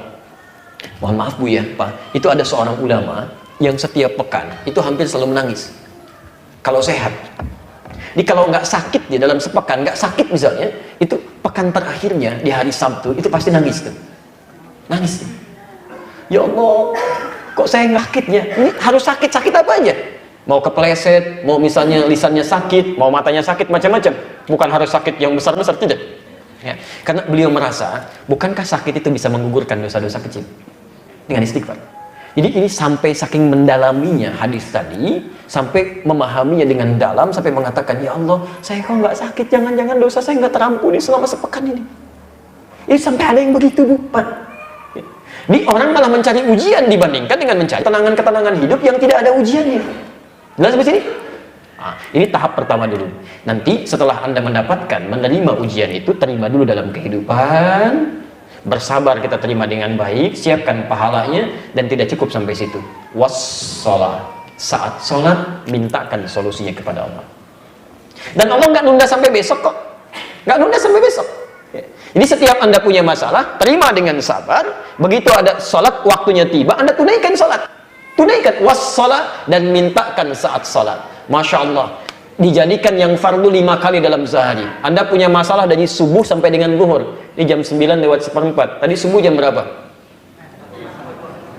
4:22. Masya Allah. Dari jam 4:22 ke 9:04. Ya, ada sekitar 5 jam kurang lebih. Ada yang 5 jam ini nggak punya masalah? Boleh angkat tangan? Hampir semua punya masalah. Hampir semua ada masalah. Tidak nunggu lama zuhur, kalau Anda mau silahkan diselesaikan oleh Allah. Antara subuh datang zuhur. Zuhur punya masalah, asar selesai. Asar punya masalah, maghrib selesai. Maghrib punya masalah, isya selesai. Bahkan ada orang yang dipercepat oleh Allah untuk menuntaskan segala masalahnya dengan sholat sunnahnya. Selesai subuh punya masalah, syuruk muncul. Selesai syuruk ada masalah, duha muncul. Duha selesai ada masalah, zuhur muncul. Selesai sholat zuhur pun masih punya masalah juga, 2 rakaat setelahnya. Kurang apa lagi? Nah, ini yang paling menarik. Pelan-pelan ya, sampai ketemu ujungnya. Ketika Anda punya masalah, diminta-minta solusi lewat sholat. Sekarang fokus ya, perhatikan, fokus. Perintahnya menggunakan kata wasta'inu. Kalau Anda ingin rubah kalimat ini menjadi bentuk permintaan, permohonan, maka berubah kalimatnya dalam bahasa Arab menjadi nasta'in. Nasta'in. Nasta'in. Wasta'inu, perintahnya. Anda ingin memohon, Anda rubah kalimatnya menjadi nasta'in. Saya mau tanya sebentar, dalam salat kita bacakan kalimat nasta'in tidak? Baca ya? Baik. Saat ruku atau saat sujud? Berdiri. Berdiri, bukan ruku, bukan sujud, berdiri. Apa yang kita baca? Iyyaka na'budu wa Ya Allah, sekarang kami ibadah salat hanya kepadamu. Iyyaka na'budu wa iyyaka nasta'in. Dan sekarang kami punya persoalan dalam hidup, ya Allah. Kami mohonkan solusinya hanya kepadamu. Perhatikan. Nabi Zakaria minta dalam berdiri. Kita sebelum sholat ditunggu dan saat berdiri kita minta. Saat Anda mengucapkan kalimat wa iyyaka nasta'in, lihat hadis qudsinya. Abu Dawud nomor hadis 649. Di Sunan Abu Dawud itu ada 4.800 hadis, 15 hadis qudsi. Posisi yang kedua di hadis qudsi itu nomor hadis 649 dari sahabat Abu Hurairah radhiyallahu taala anhu. Saya bacakan hadisnya, perhatikan kalimatnya. Langsung ke ujungnya saja ya. Wa idza qala al-'abdu, kalau seorang hamba dia berkata dalam salatnya, iyyaka na'budu wa iyyaka nasta'in. Ya Allah, sekarang kami salat ibadah hanya kepadamu, dan sekarang kami punya persoalan dimintakan solusinya hanya padamu. Lihat jawabannya. Qala Allah azza wa jalla, saat kalimat itu selesai diungkapkan, langsung dijawab oleh Allah, hadza baini wa baina abdi, ini perjanjian antara aku dengan hambaku. Wali abdi, kalau hambaku benar ibadahnya, ma sa'ala, apapun yang dia minta sekarang aku akan kabulkan. Hadis qudsi. Kalau ia benar salatnya sampai berdiri saja Pak, belum ruku tuh, belum sujud. Kalau benar dari mulai berdiri, saya baca Al-Fatihah ini, kalau benar bacaan Anda, seketika kata Allah dalam hadis qudsi, ma sa'ala, apapun yang dia minta, aku akan kabulkan. Masya Allah. Mau minta apa kira-kira? Yang kalau apapun yang diminta, semua diberikan. Mau minta apa? Tuh, saking banyak yang mau diminta, nggak ada yang bisa diungkapkan tuh. Nanti kita ajarkan, Allah turunkan satu ayat, satu kalimat saja, yang kalau Anda ucapkan satu kalimat ini, semua yang kita butuhkan seketika diberikan. Nanti dalam bahasannya ya. Terakhir, kita berhenti dulu di sini. 5. Kita baru 4 tadi kan? Terakhir, 5. Orang yang benar menunaikan sholatnya sesuai petunjuk Al-Quran dan tuntunan Rasulullah SAW, dijamin langsung oleh Al-Quran. Tolong garis bawahi kalimat ini ya. Dijamin langsung oleh Al-Quran akan mendapatkan kesuksesan dan kebahagiaan dalam hidup ini. Jadi, kalau orang salatnya benar, itu pasti sukses dan bahagia. Pasti itu. Walaupun ukuran kesuksesannya bisa relatif, tapi minimal dia sukses. Apapun profesinya. Jadi di bahasa Arab itu ada sukses saja, ada bahagia saja, ada sukses dan bahagia. Kalau sukses saja belum tentu bahagia, belum tentu ya. Walaupun ada yang bahagia, itu disebut dengan fauz namanya. Derivasinya 29 kali disebutkan dalam Al-Quran. Turunannya bisa fauzi, faiz, faizah, fauzan, fauziyah. Jadi kalau ada yang namanya fauzan, alhamdulillah. Faiz, faizah, fauziyah, itu orang diharapkan sukses dalam kehidupannya. Walaupun belum tentu bahagia. Faiz ya, ada yang bahagia, tapi konsepnya begitu. Tapi kalau Anda diharapkan bahagia dalam kehidupan, itu farihah namanya. Farihah. Perempuannya disebut dengan farah. Ya, farah. Ya. Laki-lakinya disebut dengan farhan. Jadi kalau ada yang namanya farhan, ada yang namanya farah, gitu kan? Itu diharapkan bahagia dalam kehidupannya. Walaupun belum tentu sukses. Baik. Gak pakai oh. Pilihannya Anda pilih. Sukses tapi tidak bahagia, atau bahagia tapi tidak sukses. Dengan kalimat lain yang lebih singkat, kaya tapi gelisah, atau miskin tapi tenang, dan tidak ada pilihan ketiga dan tidak boleh maksa. Kira-kira yang mana? Oke. Di sini Allah tidak memberikan dua pilihan, karena paham isi hati manusia, langsung ditampilkan yang ketiga, sukses dan bahagia. Bahasa Arabnya disebut dengan falah. Falahun. Falah. Sukses, bahagia. Ini nomor berapa tadi? Yang kelima. Perhatikan, saking diinginkannya yang kelima ini oleh setiap manusia, insan beriman, oleh Allah diperdengarkan di telinga kita sampai 5 kali dalam sehari. Sampai 5 kali. Telinga bahasa Arabnya disebut dengan udhun, jamaknya adzan. Adzan itu telinga bahasa Arabnya. Adzan. Bukankah dalam adzan yang memanggil kita sholat itu diperdengarkan di telinga kita? Setelah hayya 'alas shalah, ya. Perhatikan, salat bersanding dengan falah. Ini. Di ketika Anda katakan, misal hayya 'alas shalah, ya, Anda jadi muadzin dan katakan hayya 'alas shalah, enggak cukup sampai situ. Hayya 'alal falah. Bersanding dengan kalimat ini. Hayya 'alas shalah, ayo salat. Anda bertanya, untuk apa salat? Hayya 'alal falah. Dengan salat kesuksesan bisa Anda raih. Anda belum sukses, ayo sini salat, sujud. Kata Allah, saya pemilik kesuksesan. Saya yang punya rizki, saya yang punya kemudahan. Kenapa kamu tidak sujud minta pada saya sekarang? Hayya 'alal falah, kamu sukses belum bahagia, datang sini, mintakan, berikan. Falah. Karena itu mohon izin ya, para ulama sering mengungkapkan dua sandingan ini. Kalau ada dalam kehidupan, orang-orang belum mendapatkan kebahagiaan, kesuksesan, macam-macam, tolong cek, mungkin ini yang bermasalah. Ya.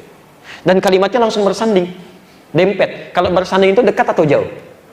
Dekat. Artinya, orang-orang yang selalu mendekatkan dirinya dengan sholat akan dekat dengan kebahagiaan.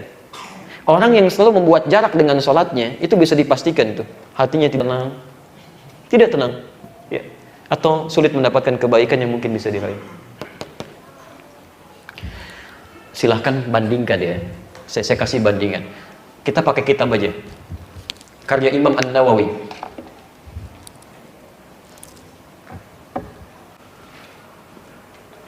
Baik, beliau menulis kitab, sering saya sampaikan kitab ini sebelum menuliskan Al-Arba'in, kan? Kemudian menuliskan Riyadhus Shalihin 1896 hadis. Beliau menulis kitab kecil ini ya. Itu judulnya At-Tibyan fi Adab Hamalatil Quran. At-Tibyan fi Adab Hamalatil Quran. Saya cek di Indonesia yang versi Arabnya sudah ada 2 cetakan. Ya, cetakan pertama terbitan Darul Kutub Al-Islamiyah warna merah marun itu ya.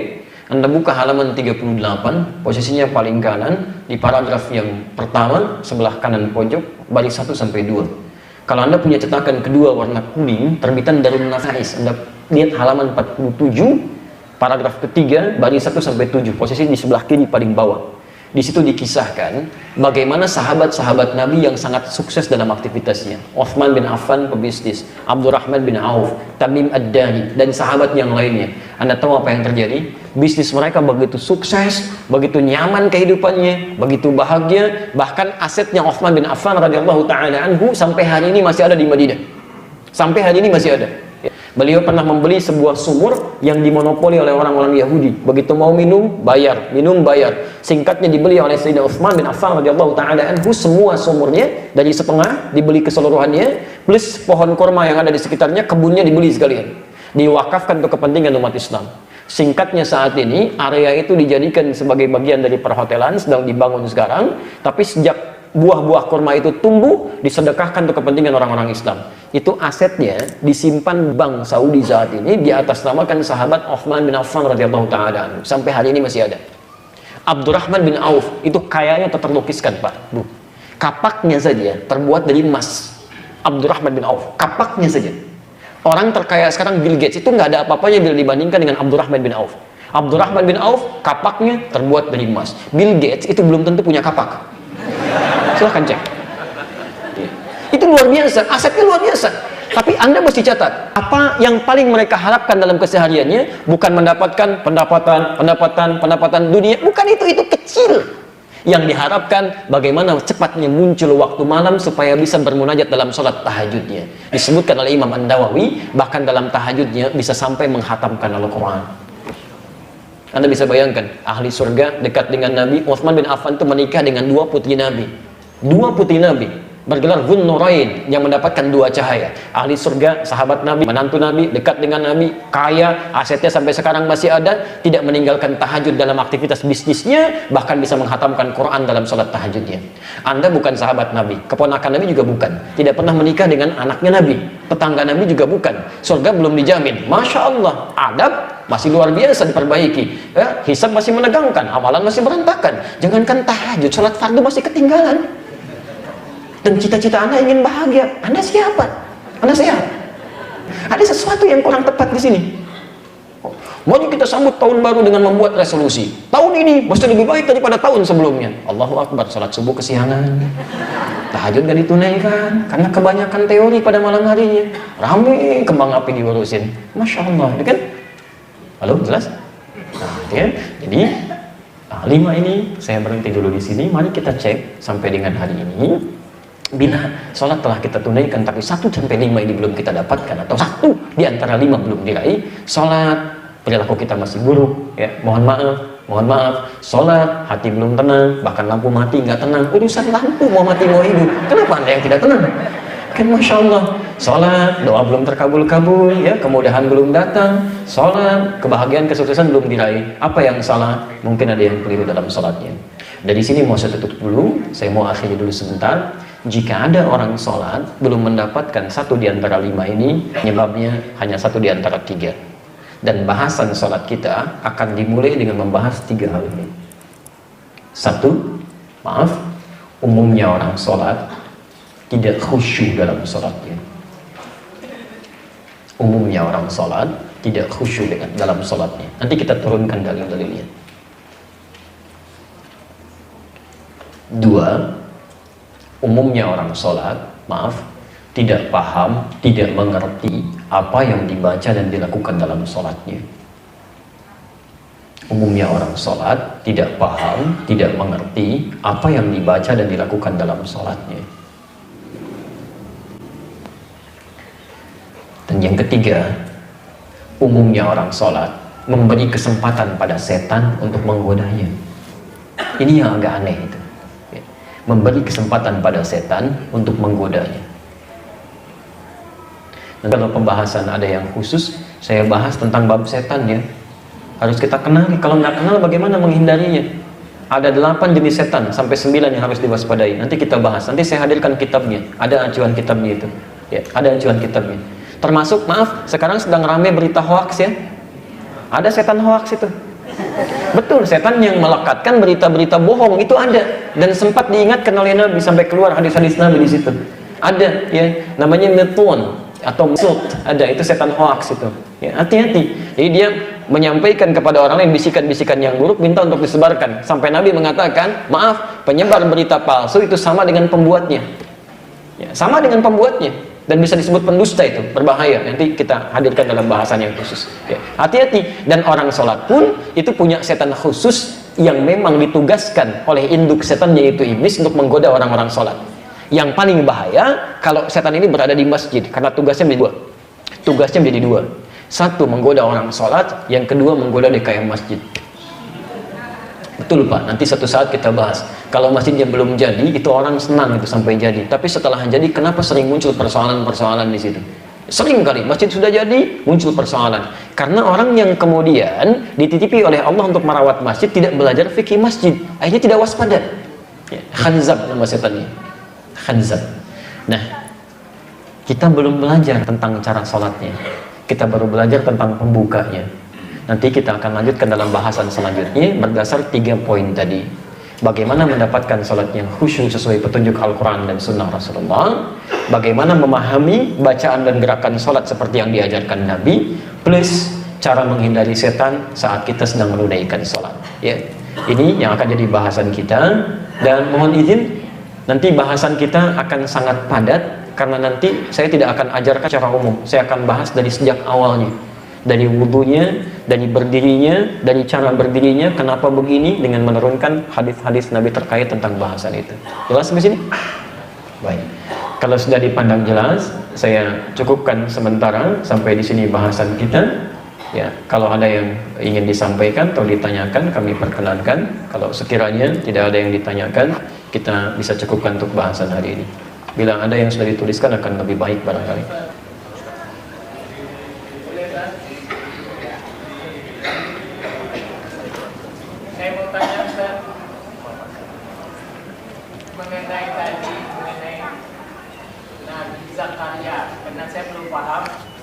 Nabi Zakaria memohon keturunan.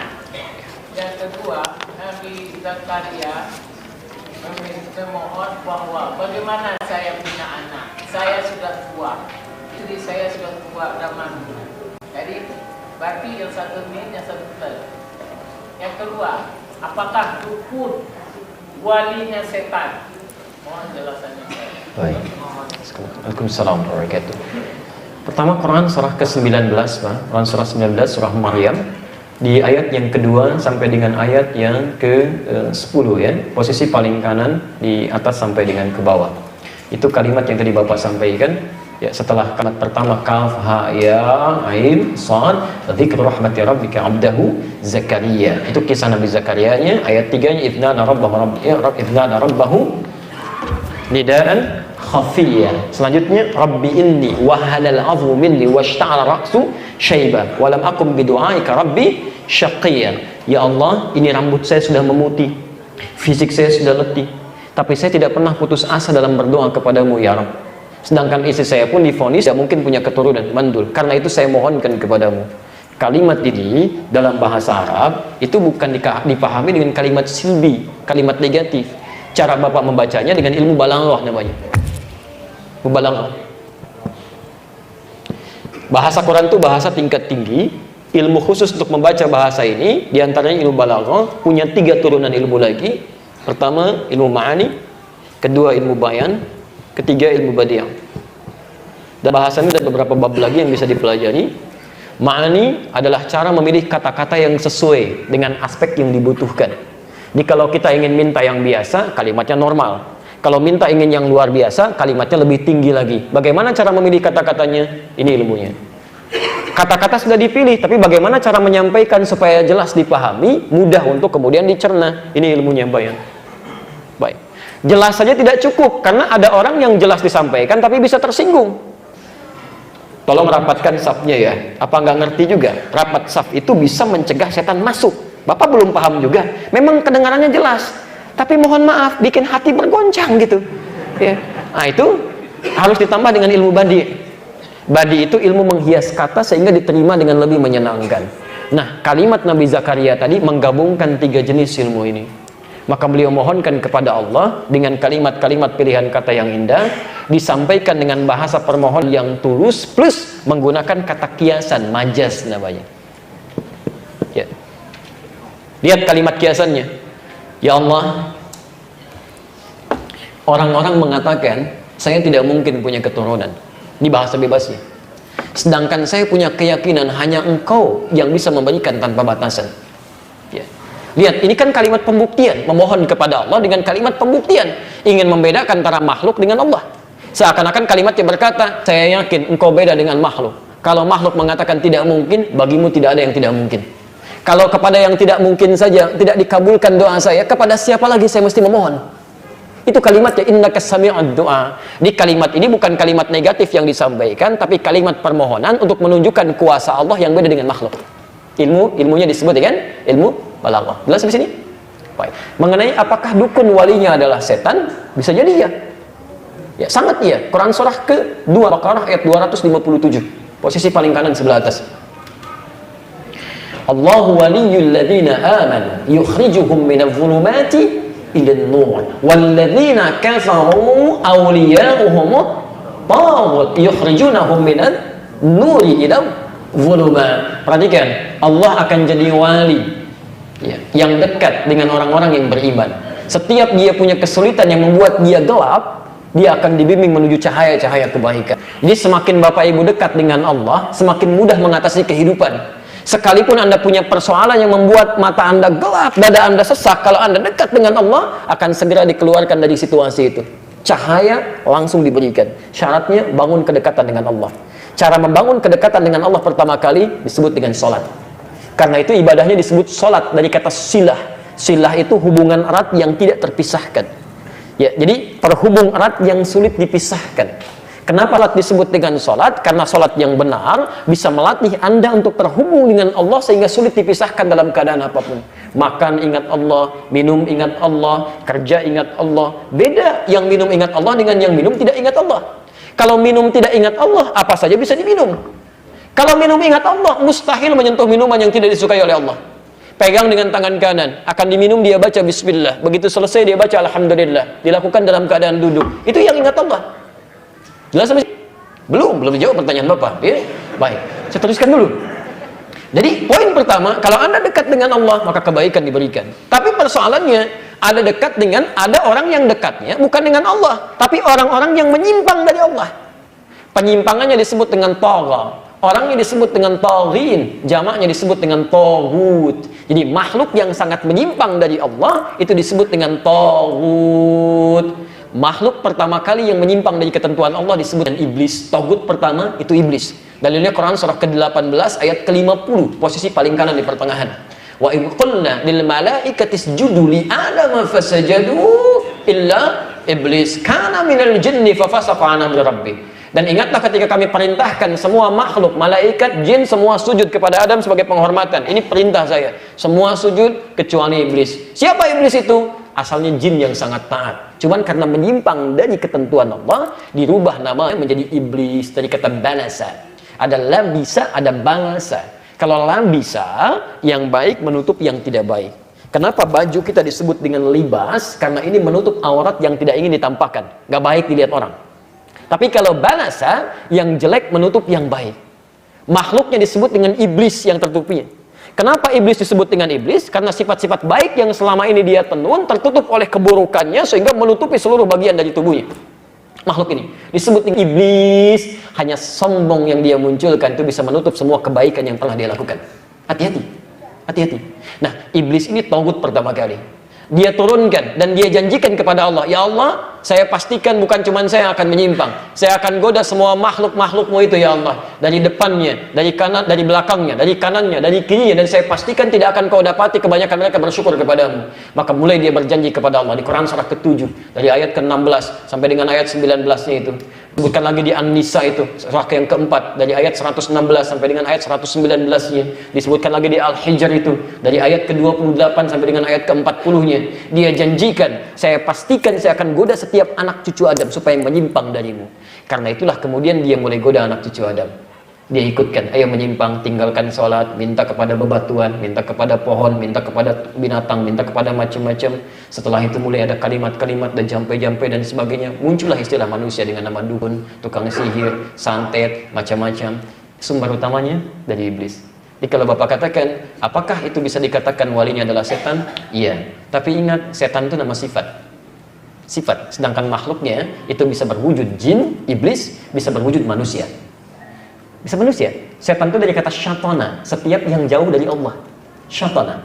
Sifatnya disebut dengan syaitan. Kalau melekat pada seseorang. Hati-hati, bisa bentuknya jin, bisa manusia. Makanya ketika Anda bermohon kepada Allah dengan surah yang paling banyak dihafalkan dan paling favorit, An-Nas. Lihat, Qul a'udzu birabbin malikin ilahin min syarril waswasil khannas. Waswas yang datang dari iblis, setan yang membisikkan dengan sifat khannas. Nggak terasa, tiba-tiba terbisiki aja. Ya. Alladzi yuwaswisu fi sudurin nas, memberikan waswas dalam jiwa manusia. Belum selesai ujung ayatnya, minal wan. Jadi bisa masuk dalam diri jin, bisa dalam diri manusia. Artinya kalau ada seseorang berwujud manusia tapi mengajak-ngajak Anda jauh dari Allah, maka dia sedang diliputi oleh sifat syaitan dan sedang jadi taghut dia. Sedang jadi taghut, ya. Misal mohon maaf ya, ibu sedang tahajud, enak, tiba-tiba bapak misalnya, "Ma, sini. Ini bola ini lagi bapak tonton, tolong berikan kopinya." Ibu sedang tahajud, diajak nonton bola. Maka pada saat itu bapak sedang menjadi, bukan saya yang bilang. Jelas ya?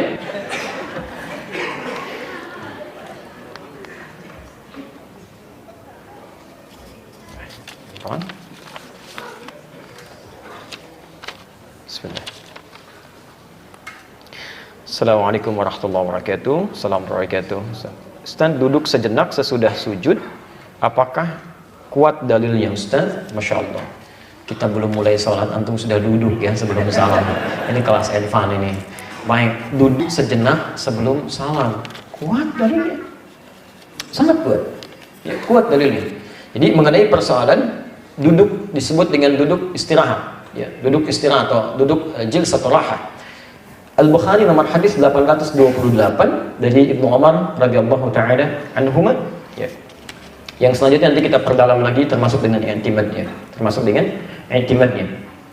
Pertama kita terangkan dulu tentang duduk setelah sujud. Ada 3 jenis duduk setelah sujud. Ya. Dari hadis Ibnu Umar radhiyallahu taala anhuma dari Al-Bukhari nomor hadis 828, kana Rasulullah sallallahu alaihi wasallam idza qa'ada fi rak'ataini. Adalah Rasulullah sallallahu alaihi wasallam jika beliau duduk di setiap 2 rakaat. Qa'ada adalah iftirash. Duduknya iftirash. Duduknya iftirash. Apa duduk iftirash itu? Asna rijlahul yusra, ya, beliau memasukkan kaki yang kirinya dilipat, jadi sela pantat itu, wa qa'ada 'alaiha, kemudian diduduki. Nanti saat prakteknya kita praktekkan. Jadi yang kirinya dilipat begini, kemudian diduduki. Ya, diduduki. Belum selesai. Wa kana mu'tadilan, badannya tegak. Di iftirash itu bukan miring kanan kiri, jadi badannya tegak, diduduki seperti ini. Ya, jelas di sini? Baik, ini yang iftirash. Kemudian wa kana fil akhirati, sedangkan beliau duduk di rakaat yang terakhir, alat tawarruk, duduknya tawarruk, lebih santai. Di kaki yang tadinya dilipat diduduki, yang lebih dilonggarkan ke sini. Ya, dilonggarkan ke arah sini melewati betisnya, duduknya tidak di kaki lagi tapi di tempat ya berdirinya, ya, duduk seperti ini. Jelas ya? Dan biasanya agak miring sedikit. Ini tawarruk namanya, santai. Di ada duduk iftirash, duduk tawarruk. Nah, dalam keterangan Al-Bukhari di hadis yang lain disebutkan, karena Rasulullah sallallahu alaihi wasallam adalah Rasulullah sallallahu alaihi wasallam idza rafa'a ra'sahu min as-sajdati tsaniyah, jika beliau bangkit dari sujud yang keduanya. Sujud yang keduanya, ya, sujud yang kedua. Jadi bangkit dari sujud kedua, kemudian beliau bangkit, jalasa, beliau duduk sejenak, wa'tamada 'alal ardi tsumma qama, kemudian i'timad itu menopang ke bumi, ya, bersandaran seperti ini, kemudian baru bangkit lagi. Di setiap sujud yang kedua, ya, beliau kemudian duduk sejenak, setelah itu menopang seperti ini ke bumi, baru kemudian bangkit lagi, naik, ya.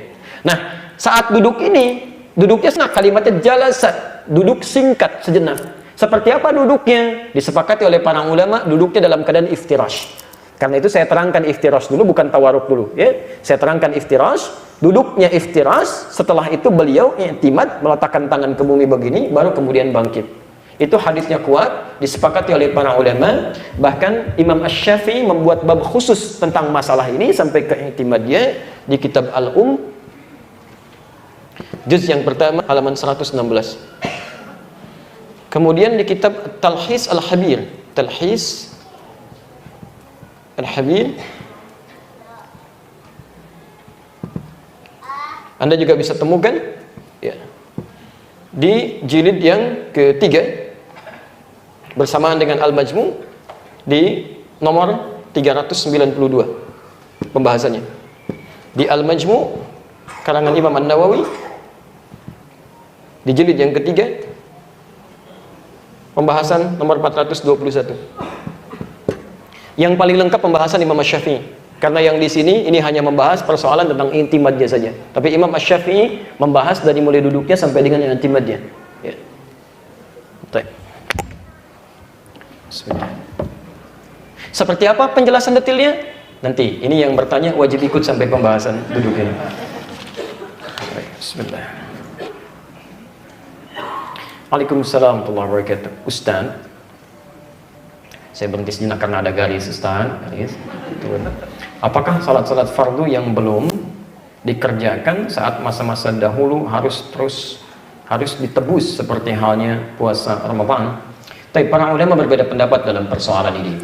Yang pertama, Imam Asy-Syafi'i berpendapat bahwa karena salat itu ibadah inti yang tidak boleh ditinggalkan dan kemudian melekat kefarduannya bagi setiap muslim, maka setiap orang yang pernah melewatkan sholat dalam hidupnya dalam keadaan dia beriman, ingat, dalam keadaan dia beriman, bukan dalam keadaan sebelum beriman. Ada non muslim misalnya nggak pernah sholat, bersyahadat masuk Islam, nah itu tidak perlu dia memikirkan sholat-sholat yang dulu yang dia tidak kerjakan dalam keadaan tidak ada imannya. Dengan dia bersyahadat gugur semua dosanya dan bertobat dalam keadaan yang baik. Karena itu mohon maaf ya, saya agak sedikit lompat sedikit saja. Kalau ada orang mau masuk Islam, itu jangan dibimbing dengan kalimat yang banyak-banyak, apalagi diminta istighfar. Istighfar dulu, Bapak itu salah ya dulu, kenapa baru masuk Islamnya sekarang? Istighfar, istighfar. Istighfar yang dimohonkan oleh orang yang belum beriman nggak akan diterima oleh Allah. Ya, jangankan orang nggak beriman, orang beriman pun memohonkan istighfar untuk yang tidak beriman nggak akan diterima, kecuali dia beriman dulu. Jadi cepat kalau ada yang mau masuk Islam langsung bimbing Bismillah, ucapan syahadat seketika. Dengan kalimat syahadat yang diucapkan, dengan tobat yang dia lakukan, gugur semua dosa-dosanya, buka lembaran baru. Tapi kalau ada orang sudah beriman, dia sengaja meninggalkan sholat, dia berdosa di situ. Begitu dia sadar dia bertobat, kata Imam Asy-Syafi'i, sedapat mungkin dalam setiap sholat fardunya, selesai sholat fardu yang wajib bagi dia saat itu, dia tunaikan lagi sholat-sholat yang pernah dia kemudian kerjakan dan tinggalkan dulu. dengan niat sholat mengganti yang dulu bisa bertanding dengan sholat sebelum atau setelah sholat fardunya, sepanjang di situ ada syariat sholat sunnah. Misal ba'diyah zuhur ada ba'diyah zuhur ada. Tayyib. Jadi Anda bisa kerjakan, misal setelah sholat zuhur kan ada ba'diyah 2 rakaat ya, Anda bisa tunaikan ba'diyah 2 rakaat, atau Anda bisa ganti itu untuk menunaikan sholat yang dulu pernah ditinggalkan. Di setelah ba'diyah 2 rakaat, sholat lagi 4 rakaat mengganti zuhur yang dulu. Ya. Kemudian asar misalnya kan, setelah adzan berkumandang kan tiba asar ya. Baik, ada qobliyah asar? Ada, sholat mutlak sampai 4 rakaat. Anda bisa ganti itu dengan menunaikan niat sholat asar yang dulu pernah ditinggalkan. Begitu imam sudah mulai bangkit untuk menunaikan sholat fardunya, Anda tunaikan dengan asar yang sekarang Anda kerjakan. Tapi ba'da asarnya nggak ada. Jadi jangan Anda menunaikan sholat-sholat mengganti di waktu-waktu yang dilarang. Ya, misal habis sholat subuh, Anda sholat lagi, gitu kan? Habis sholat asar, Anda sholat lagi. Selain bisa keliru, juga bisa menimbulkan fitnah bagi sekitaran setempat yang melihat. Itu siapa sih? Iya ya, kayaknya aliran baru ya. Iya, terlalu soleh. Nabi aja nggak begitu, tuh jadi perbincangan. Ya, jelas ya? Itu pendapat Imam Syafi'i. Imam Abu Hanifah dan sebagian yang lain berpendapat tidak perlu dia mengganti. Karena dengan tobatnya, dan kalau serius tobat dia lakukan seperti petunjuk di Quran surah keempat ayat 17 sampai dengan ayat 18, maka gugur semua kesalahan yang telah dia perbuat. Dia hanya perlu untuk meningkatkan amal soleh yang bisa dia kerjakan. Misal sholat fardu tingkatkan, kemudian dengan menambah sholat sunnah. Nggak pernah tahajud, ganti dengan tahajudnya. Tingkatkan bacaan Al-Qurannya, perbanyak sedekahnya. Itu bisa menutup yang dulu-dulu yang pernah dikerjakan. Dua-duanya ini ijtihad dari para ulama, karena dalilnya tidak langsung tegas menyampaikan, itu sangat terbuka. Karena itu ada 2 pilihan terbuka bagi Anda, sekalipun saya pribadi memilih menguatkan pendapat yang kedua. Menguatkan pendapat yang kedua, gitu ya. Jelas di sini?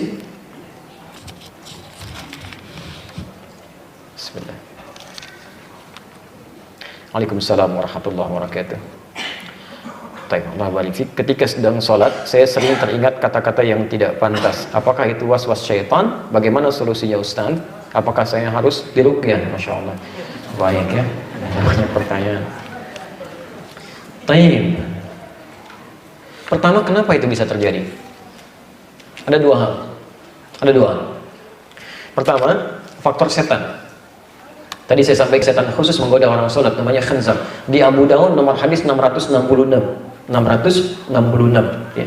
Nabi sampaikan, jika seseorang sudah akan mulai sholat, hati-hati ya, sudah akan mulai sholat. Hadis ini nanti berbicara dari sejak dia berdirinya. Aqimus sufuf, ya kan? Kemudian uhadhu bainal manaqib wal aqdam. Setelah itu, apa yang terjadi? Ini yang paling menarik. Awas, hati-hati.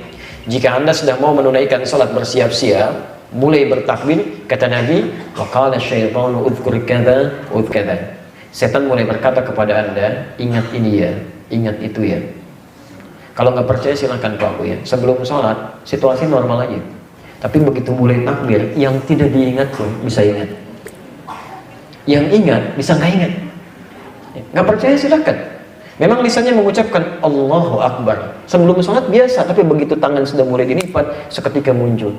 Oh iya ya, tadi kunci mobil ada di sini, SMS belum dibalas. Wah, macam-macam muncul semua. Ya, belum selesai. Kata Nabi, hatta la yash'ura al-musalli kamra'atan yusalli.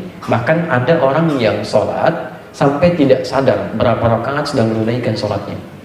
Sampai tidak sadar berapa rakaat dia tidak sedang menunaikan sholatnya. Apa faktornya? Setan. Tapi setan ini, mohon maaf, mustahil dia bisa menggoda kalau dia tidak diberikan ruang. Jadi dia datang itu karena diberi ruang. Karena diberi ruang. Makanya dikatakan, Nabi menyampaikan, wala tadharu furjatin lisyaitan. Kalau Anda membuat saf dalam sholat, tutup celah supaya setan nggak masuk, tutup. Nanti saya praktekkan bagian saat berdiri di pertemuan berikutnya. Jadi kadang-kadang ada orang yang saat sholat, dia sholat berdiri, dia memberikan celah bagi setan untuk masuk. Nah ini yang menjadikan setan lebih banyak memberikan was-was. Di celah pertama dibuat saat dia membuat saf. Celah pertama, setan masuk. Celah yang kedua, mohon maaf, celah yang kedua, setan itu lebih mudah kepada orang berbuat maksiat. Berbuat maksiat atau mengonsumsi sesuatu yang haram. Pakaian haram, makanan haram, minuman haram dan sebagainya. Setan mudah masuknya itu.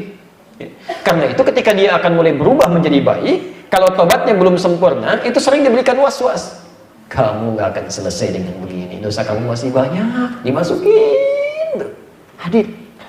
Apa yang harus dilakukan? Solusinya bagaimana? Maka yang pertama, ya, hadirkan kedekatan dengan Allah Subhanahu wa taala melalui obat yang benar dulu. Itu satu. Quran surah keempat ayat 17. Innamat taubatu 'ala Allahi lil ladzina ya'maluna as-su'a bi jahalatin tsumma yatubuna min qarib. Orang-orang yang merasa pernah berbuat salah kemudian dia ingin tobat, maka segerakan, ingat-ingat apa kesalahannya. Kalau lisan, ingat kesalahan lisannya, mintakan pada Allah untuk menjadikan kebaikan di lisannya. Kalau terkait dengan orang lain, apalagi orang tua, minta maaf, berikan kebaikan, sampaikan. Kalau semua itu sudah bisa dikerjakan, maka celah-celah bagi setan untuk datang itu sudah langsung ditutup. Apalagi kalau tobatnya benar dilakukan, tangisan mulai muncul, istighfar dilakukan, itu Allah sendiri yang akan memberikan hambatan seketika nggak akan datangnya. Nah, selanjutnya apa? Kalau setan masih datang dengan was-was walaupun ringan, maka prinsip dalam kaidah fikihnya disebutkan dari intisari ajaran Nabi, al-yaqinu la yuzalu bisyaqqi. Keyakinan itu akan menutup segala keraguan. Jadi begitu ada was-was, langsung palingkan, langsung palingkan. Salah satu bahasan fikih sholatnya, nanti kita akan ajari cara memalingkannya dengan cara memahami setiap bacaan sholat yang kita kerjakan dan meresapinya dengan hati. Misal, Allahu Akbar, lisan mengucapkan Allahu Akbar, pikiran supaya tidak liar memikirkan apapun, menerjemahkan kalimatnya. Allah Maha Besar. Hati kita kemudian mulai meresapi, ya Allah, saya katakan Engkau yang Maha Besar, tapi kenapa kadang-kadang saya selalu merasa besar dalam kehidupan, sombong dengan teman saya, angkuh terhadap tetangga, merasa yang paling hebat dalam kehidupan.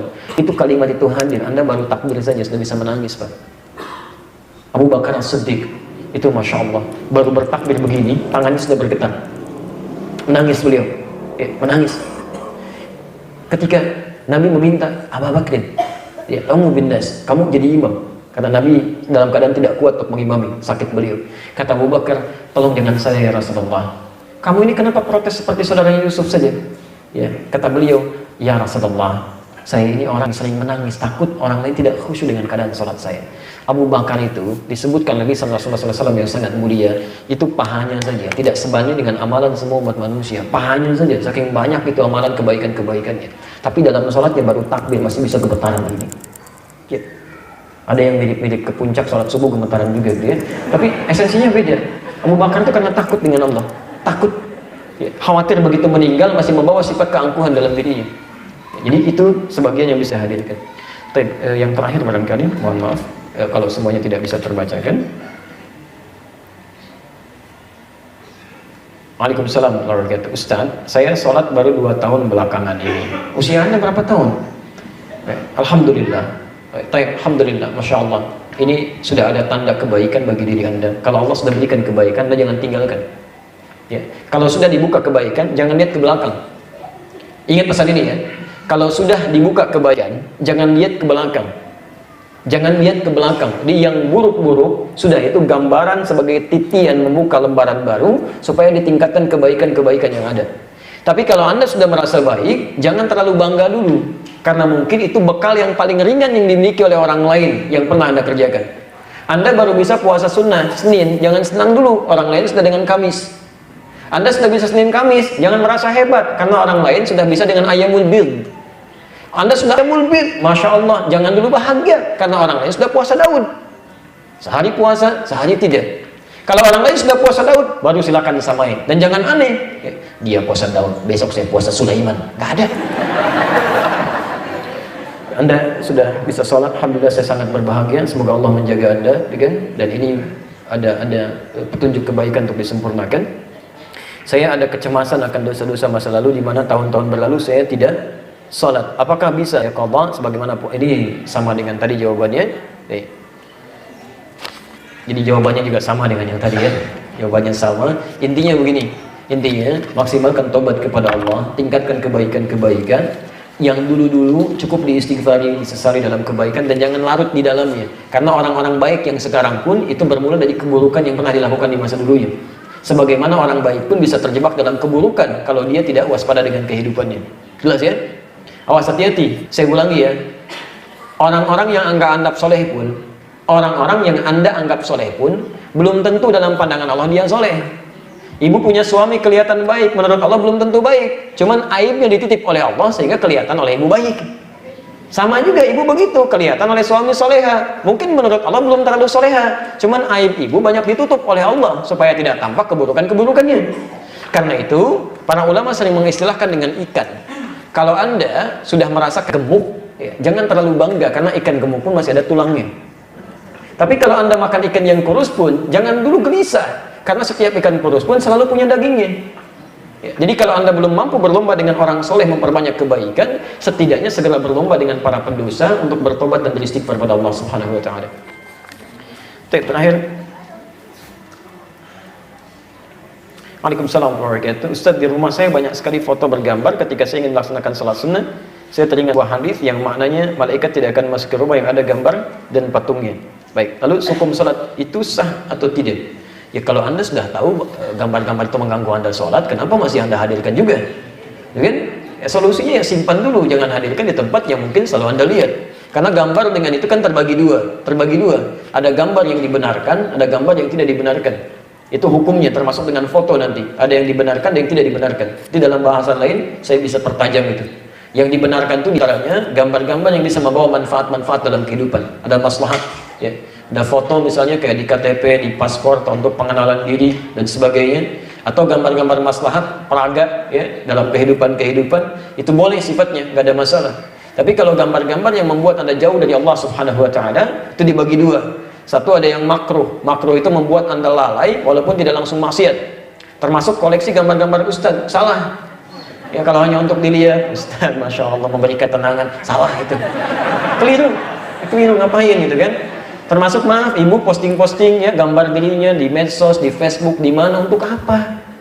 Untuk apa gitu kan? Alhamdulillah penampilan jadi berubah. Dari kemarin begitu juga. Ya, ngapain? Gak ada kerjaan gitu kan? Udah gak ada kerjaan dengan posting yang baik-baik, yang kira-kira ada maslahat-maslahatnya gitu kan? Nah, tapi kalau misalnya membuat maksiat itu totally keliru. Ya, totally wrong, itu keliru fatal. Bisa mohon maaf ya, termasuk gambar-gambar idola. Masya Allah ini dimasukkan ke sini, ada gambar pemain bola, ada macam-macam. Begitu masuk, wah tidur kayaknya dilihatin nih sama Cristiano Ronaldo. Masya Allah, enggak tuh. Itu sudah keliru dan bisa fatal hukumnya.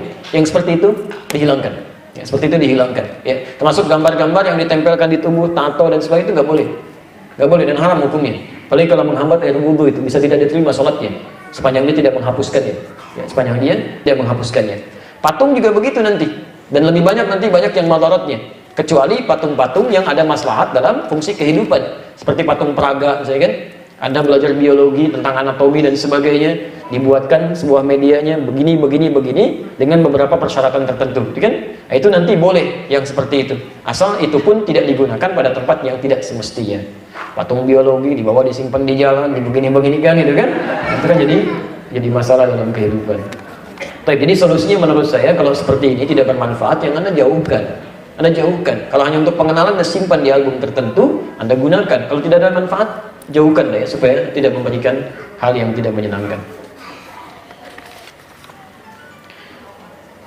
Saya tutup terakhir, bagaimana jika di dalam masjid tempat salat terdapat jam yang berbunyi seperti suara lonceng gitu ya, di gereja atau semacamnya. Kalau yang dimaksudkan penanda waktu yang tidak ada kaitan dengan ibadah yang lain, bunyi alarm atau macam dan sebagainya, itu boleh. Tapi kalau jadi identik misalnya dengan hal tertentu yang saat itu berbunyi semua orang pahamnya ke situ, itu masuk dalam bagian tasyabuh yang harus dihindari. Tasyabuh itu penyerupaan yang supaya ketika mendengar yang seperti itu tidak terbayang hal-hal lain yang tidak diharapkan. Tapi juga jangan dikait-kaitkan dan jangan berlebihan. Kalau nggak ada hubungannya jangan dikait-kaitkan. Ini mirip begini, ini mirip begitu. Atau Anda hadirkan hukum baru yang Nabi pun tidak pernah memberikan hukumnya. Contoh misal, ada seorang teman kemudian membuka dalam taklim Jumat, khutbah Jumat, beliau pakai jamnya di kiri, Tiba-tiba begitu turun nyapa kami dengan saya, kelihatan oleh seorang jamaah yang lain disampaikan kepada beliau, Ustaz, kalau pakai jam jangan di kiri, di kanan. Nggak sesuai contoh Nabi katanya. Beliau teruskan aja, begitu selesai saya nggak sampaikan di hadapan beliau, di belakang saya sampaikan, teruskan aja, zaman Nabi nggak ada jam. Ini jangan berlebihan gitu kan, jangan berlebihan, sesuai kemudahan aja mana yang kita gunakan. Jangan berlebihan. Apakah kalau kemudian dan dikatakan ini menyelisih orang-orang Yahudi, kalau prinsip menyelisih begini, Anda bisa direpot dalam kehidupan. Mohon maaf ya, orang Yahudi pakai dasi kupu-kupu, Anda pakai dasi belalang supaya beda. Nggak bisa. Ini yang ada pakai aja kalau sepanjang itu keumuman. Tapi kalau khusus bagi mereka nggak boleh ditiru, supaya nggak ada keserupaan di situ. Kalau khusus jangan. Kalau syariat kita terapkan, harus bangga dengan itu. Harus bangga dengan itu. Jelas ya? Kalau sudah dipandang jelas, mohon izin saya cukupkan dulu untuk bahasan kali ini. Kita berjumpa barangkali di pertemuan yang berikutnya insya Allah dalam pembahasan praktikal sholatnya. Bagaimana Nabi membimbing kita untuk sholat dari mulai wudhu ya. Kita akan bahas dari mulai wudhu sampai dengan tuntas menyelesaikannya. Bapak dan Ibu sekalian dan pemirsa dimanapun Anda berada, alhamdulillah kita tuntaskan bahasan kita hari ini. Kita berjumpa dalam kesempatan yang lain. Dan insya Allah di siang nanti pada pukul 1 sampai dengan pukul 3 kita juga akan menyiarkan tayangan kajian tematik dari Masjid Ar-Rauf di Pondok Labu. Semoga kita semua bisa meneruskan kajian kita dan selalu dijaga kebaikan oleh Allah Subhanahu wa taala. Bapak Ibu sekalian, demikian kajian kita. Bila ada kebenaran dari Allah dan Rasul, silahkan diamalkan. Bila ada kekurangan, termutak kesalahan saya, mohon dimaafkan. Ingat, tinggalkan pendapat saya yang keliru dan ambil pendapat ustaz lain yang lebih sesuai dengan tuntunan Al-Quran dan Sunnah Rasulullah SAW. Subhanakallahumma wa bihamdika asyhadu an la ilaha illa anta astaghfiruka wa atubu ilaik.